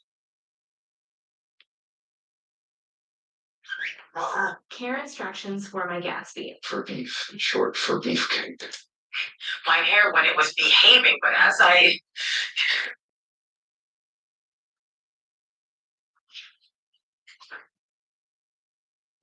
After Whitney passed, essentially, did Bobby, Christina inherit pretty much Whitney's wealth? Or was it kind of split with your dad? I remember there was some sort of weird power struggle that happened afterwards or something. Do you know anything about this? No. Okay, you know nothing about this. Nothing. But Bobby Christina is obviously okay financially at that point. Yeah, I mean her whole life. But she's square. She's square to with it. Where exactly does Nick Gordon How did he get into the picture? Nick Gordon is a leech. He is a shadowlong. He is a weak individual that can't do for himself. Um, he's still a man. He's still a human being. Um, but I guess this is another one of those times where you say, to him, it was his job, and he was just doing his job. Job as a leech. Yeah, that's how he survives, right? Some people just live off of other people. Well, how exactly did he even get in the picture? You know, He's just a friend. he just showed up. My sister and him, they went to school when they were younger, and he just showed up at random. He just randomly showed up, and when I first met him, I kind of was just like, who are you? Like, you're not my mom, you're not my sister, you're not my cousin Gary, you're not my mom's security, and she's had them for forever. Okay. So who are you? Well, they said that was her brother, or what? Right? How does that explain does that? that work? They never quite got. So here's how it all got mixed up. This guy's hanging out. My sister and him become the tightest of friends. They become the tightest of friends, and she calls him her brother. Maybe once or twice, or maybe he said that he was her brother. Okay. My sister may have never even said that, but he's working his way into the family. I mean, Nick there's was, there's let's get another thing. Nick was not somebody that grew up with Chrissy either. Pat Houston brung him in. Because Chrissy really didn't want to be with nobody. I'm going to be rude. She was trying to be alone and by herself. And every time she tried to be by herself, somebody would try to come in and, take over. But not take over, but try to get in that family. That's how it is with everybody. They try to come around us to get close to Whitney or get close to me or get close to Leola, but it does don't don't ever do that because you don't know what you get yourself into, for one. And I'm not talking to my YouTube fans. I'm talking about people that don't know me personally. I would rather for you to get to know me before trying to start a relationship with me if you don't even, you know, y'all know what I mean. All my 7,600 64 YouTube viewers. All y'all know what I'm talking about. And my channel members. relation. No, there's Like I said, you have to subscribe to be a channel member. Most of everybody is subscribed. But if you ain't subscribed, make sure you subscribe to become a channel member because I have to wait until I get the other channel membership up, the one that, you'll have to pay $50 a month. That one isn't set up yet. go through marriage. No, there's none of that. This is one of Just- her friends from school. That's it. And they end up getting into a relationship After her mother passes away. after Whitney passes. Suspicious. What Suspicious. did you feel when you heard about that? It's pretty pissed off because if you had feelings for her this whole time, why did you wait till her mother passed? Right. Why did you wait till Whitney passed away? to- it's kind of like he didn't want Whitney to know that him and Chrissy was together. That's what I think because he knows daggone well if Whitney would have found out about her and Nick being together, that she would have not liked that. She probably would have thrown his ass out on the streets. So that's why I believe he waited till Whitney to passed away to get with Chrissy. That I totally believe that. Passed away to express them. That doesn't make sense to me at all. It makes no sense at all. Yeah. That's really weird to me. You spent all this time Opportunist. really. He's an really opportunist. opportunistic, Yeah, Yeah. just weird timing. Yeah. And then there's rumors of incest, and there's rumors of it's her brother. She's marrying her brother. They were never married. And besides, that was not her brother either. They wasn't even blood brother and sister. They just met each other. People were so dumb and stupid heads. Y'all didn't understand the story. Nick was not Bobby Christina's brother, and he was not her adopted brother either. He was somebody that was brung into the family after Bobby and Whitney's divorce. Basically, right before Whitney was murdered, he was brung into the picture. And if you ask me, who would bring Nick into the picture, I would tell you Pat Garland Houston. Of course, Pat, we all know Pat Houston brought him in. And Pat, you should not be carrying Whitney's name because Gary's not a Houston. He's only a Houston by Sissy, but that Whitney and Gary do not have the same father. And the way it's looking, it don't look like they have the same mother either. So there is nothing there. Why are y'all carrying Whitney's name? Now I'm not sure. It has been stated that Teresa Graves is Whitney's mother, but we can't elaborate on that. They're both passed away, so we don't know if that's true or not. So we can't really speculate. I mean, it could be true. We don't know. They said that Teresa had an affair with Whitney's Whitney's dad. Like I said, once these facts have been proven, we will be able to prove. They're gonna be married. Yeah. They're never gonna marry. No, man, they weren't gonna be. You had conversations with her about this. Oh, man. She's like, I'm never married. They're not getting married. I mean, if anything, they're trying to keep from arguing all the time. Okay. Uh, there was rumors about drug use between the two of them. Have you ever actually seen it? No. Cigarettes out of this world with cigarettes. They're just chasing them. Oh man, with cigarettes, like killing me with the cigarettes. Okay. But in terms of the harder drugs, the cocaine, stuff like that. No, I never witnessed her doing any kind of drug. Did you ever speak to her about it? Because you're hearing the rumors and stuff like that. You're concerned about your little sister. Do you have siblings? I do not actually. Only child. Only child. Yeah. Wow, I didn't see that coming. Yeah. My line's done. Do you have siblings? How many? You have three siblings this man has. Three. There is not one brother or sister in the entire world, I don't think, that knows exactly how to handle being a brother or sister. Some brothers and sisters are super rude to their siblings because they want to be the center of attention, and some just want to love them so badly that they have no idea how to address something that they don't want to go on. So if my sister was or was not doing drugs, I had no idea. I'd never seen her. Yeah. And thought that she was on drugs. I never witnessed her doing drugs, and even though I heard a million rumors. Right. Well, you heard a million rumors, but you also feel a certain way about Nick. Yeah. You see what I'm saying? So you combine it with that. Yes. And it becomes a little more serious than just a random rumor. So here's how that works too. I don't like your boyfriend. I don't like the rumors I'm hearing about drugs. So how do I keep my relationship with you? We barely see each other now, you know. When I talk to you, I'm so excited to hear from you to know that you're okay. How do I keep you on the phone? How do I keep you here? How do I get to stay around you? How do I do that? If I start telling you I don't like him, I may not have the relationship with you. That conversation's over. Yeah, the conversation's over. Yeah. If I start talking about drugs and you're possibly using them, conversation might be over.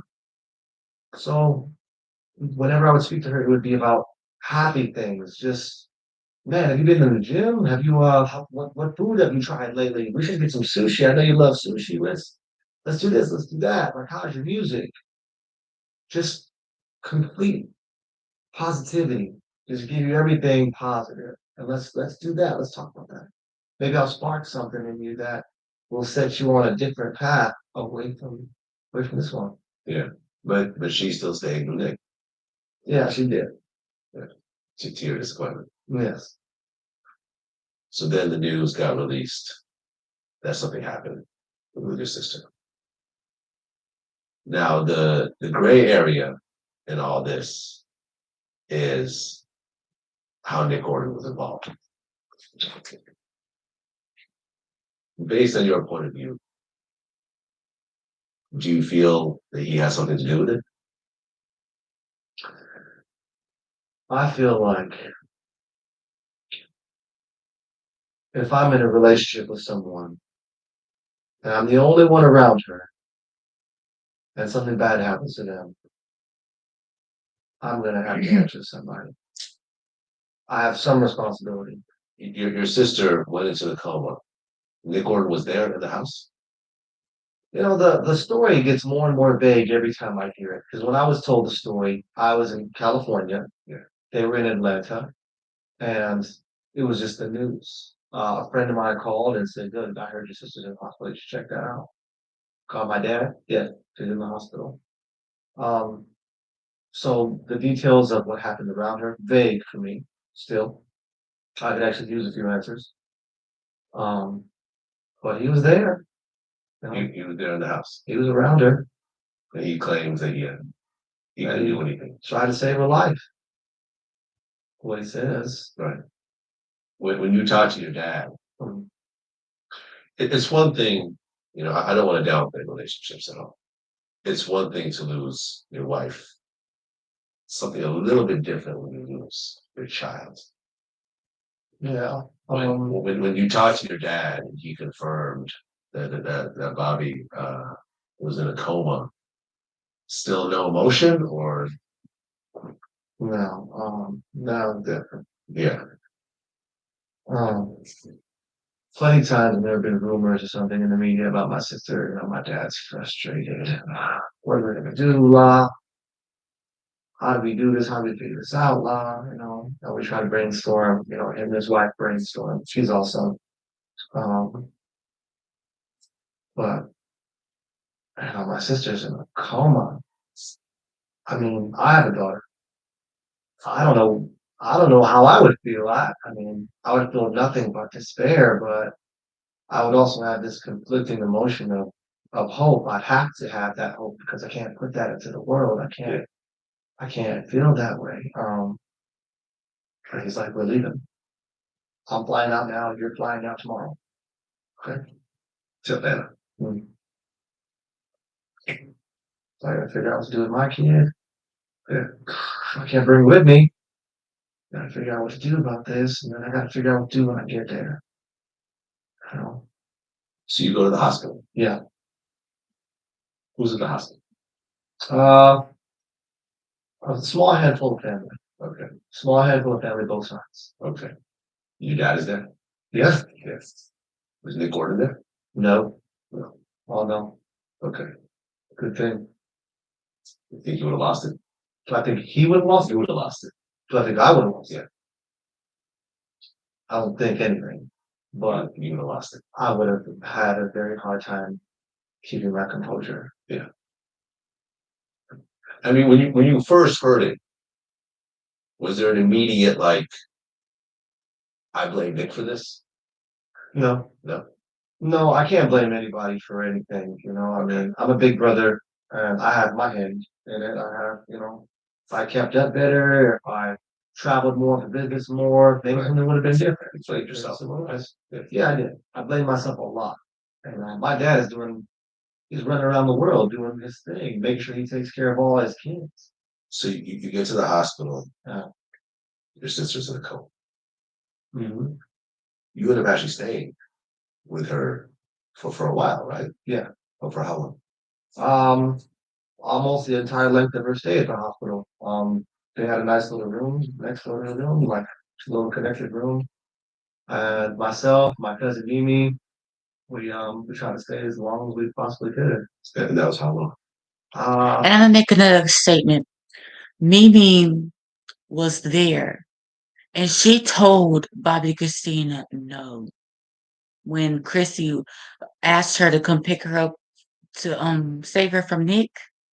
Mimi told her no. So that's kind of strange. 4 or 5 months. You struggle with a lot of emotions with that because you have a kid. Your time.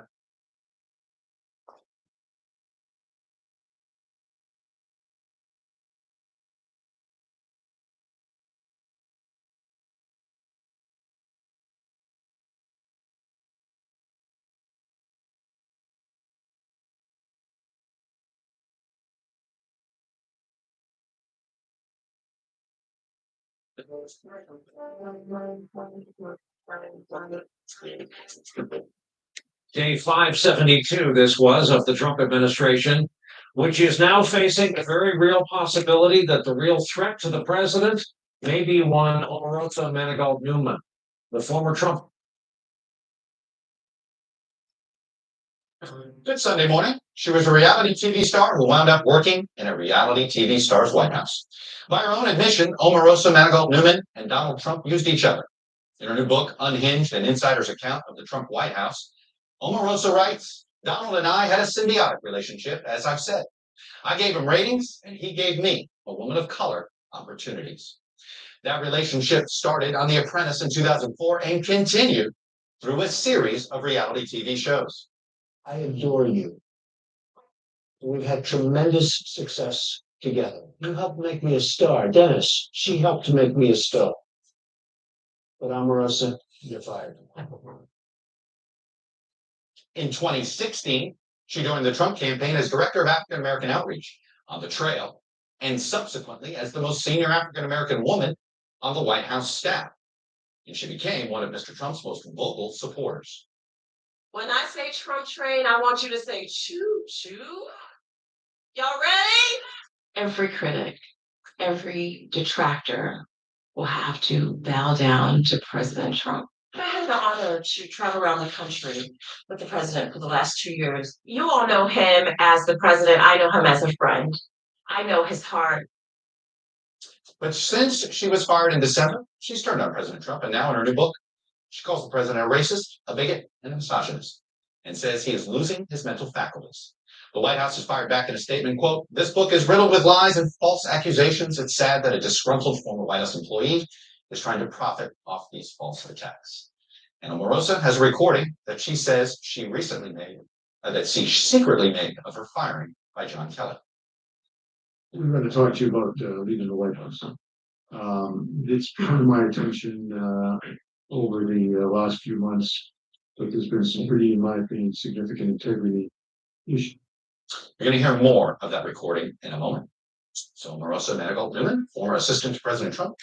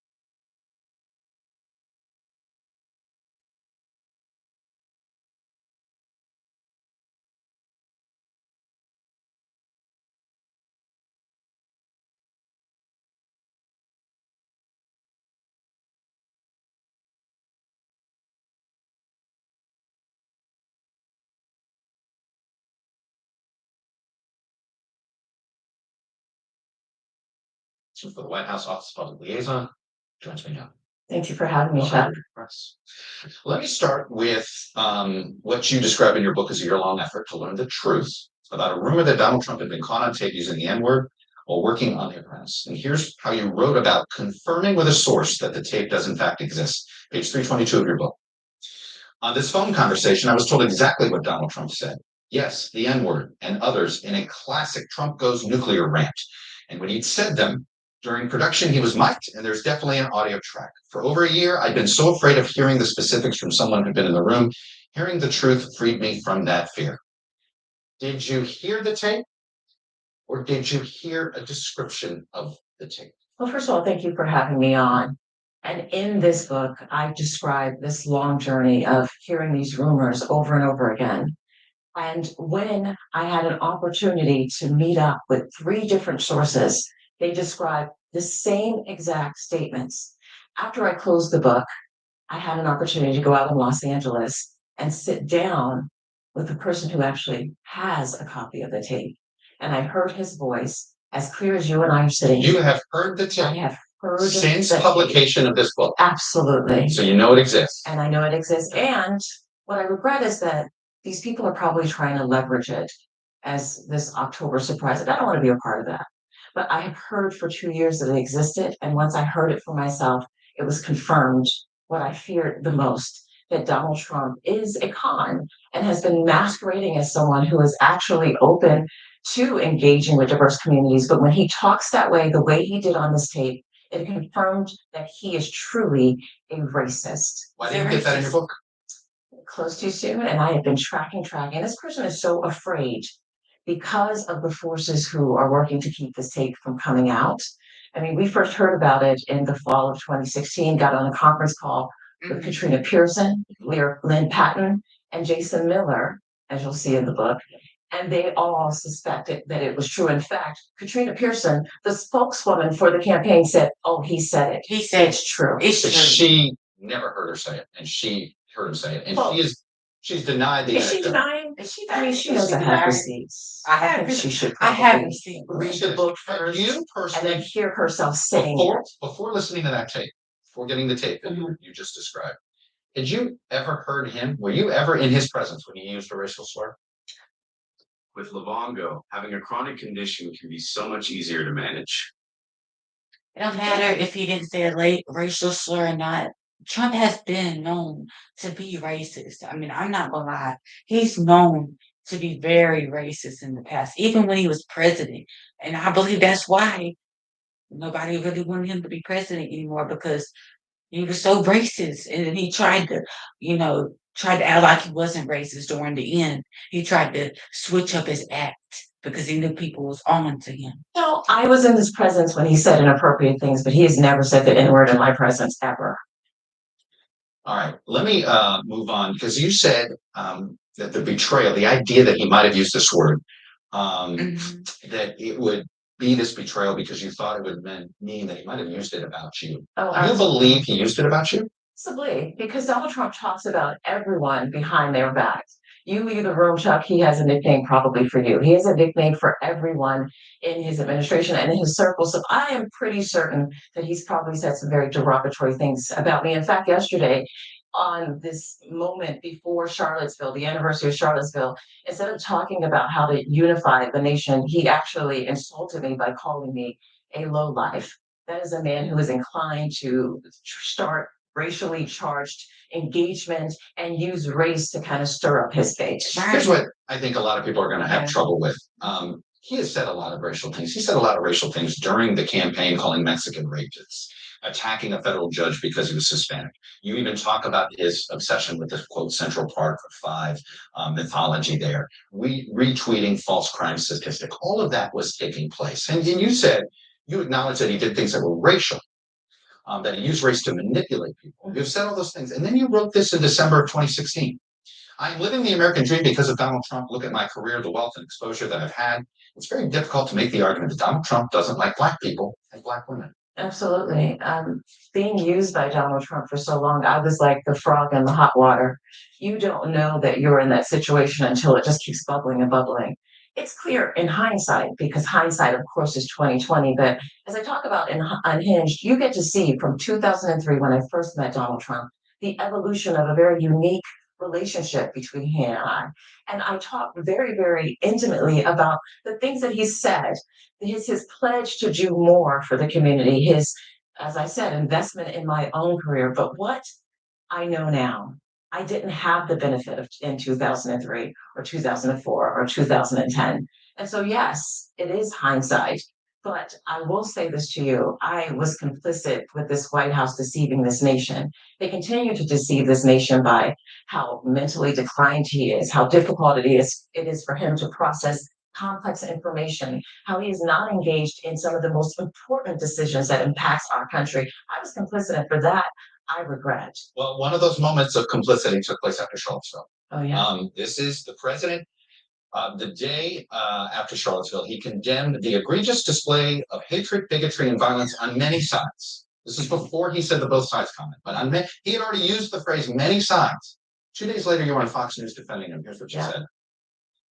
President Trump, he said that he condemned the acts. He knew that they were disgusting and loathsome, but he did not come out until the facts were known about the investigation. And today, he made a statement that was very clear and very decisive about where he stood on these acts. What do you think of that, Well, Omarosa? absolutely. I mean, as you said, it was That's before he complicit? started. Was that complicit, Oh, Omarosa? totally complicit. In fact, I had a blind spot where it came to Donald Trump. I wanted to see the best in him. And obviously, I felt miserably, because after that, he gets up and he says that there are good people on both sides, when he should have been denouncing what we saw as clearly racist Nazis going against the grain of this country. And it's just really difficult to see that I was so much a part of this. And I accept and I admit that I was. But now I think it's important that as we are celebrating, well, actually observing the anniversary of Charlottesville, that he has an opportunity actually to bring the country together. But you'll see that he doesn't have the ability to do that, because he puts himself over country every day. Here's what many people are saying, that after Charlottesville, you didn't resign. And yes, you wanted to work on the, I think, Historical Black College Initiative. I understand that. I understand that. But then you didn't leave after that. You didn't leave after he had that unfortunate call with the widow of the dead soldier. You didn't leave after he called kneeling NFL players. Basically, what he's trying to say is, if you don't want to be in, well, he's basically saying, if you don't want to be a Republican, change over to a Democrat. I mean, either way, it doesn't matter, a Democrat or a Republican. Trump is he's known to be very outspoken and racist. Now, I supported Trump before I knew all this stuff about before Omarosa came out and said everything. I was up for Trump. Well, not really. After January 6th, I was very upset with Trump. So, and everybody has a right to be upset with Trump. He did some very horrible things. And honestly, he kind of does need to pay for it.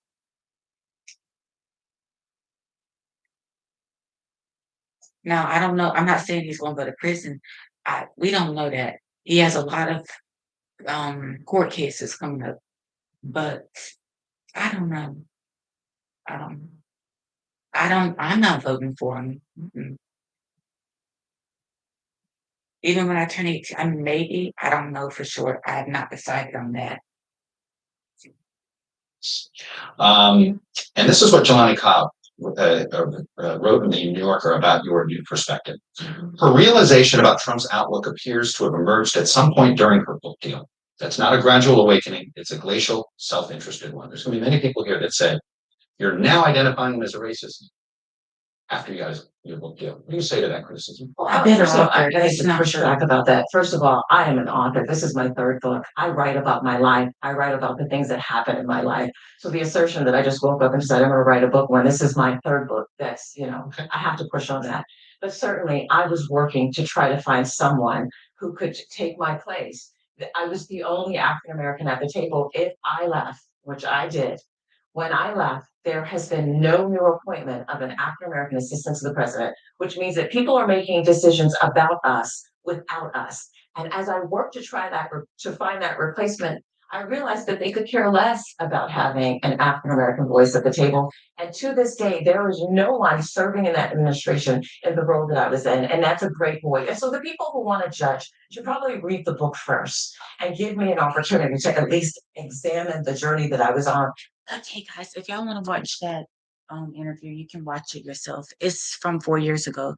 It's on Omarosa. I have a blind spot where it came to Donald Trump. It's on NBC News. But I love y'all so much. And to my 7,000 and wait, hold on, let me look at this real quick and see if it's been updated.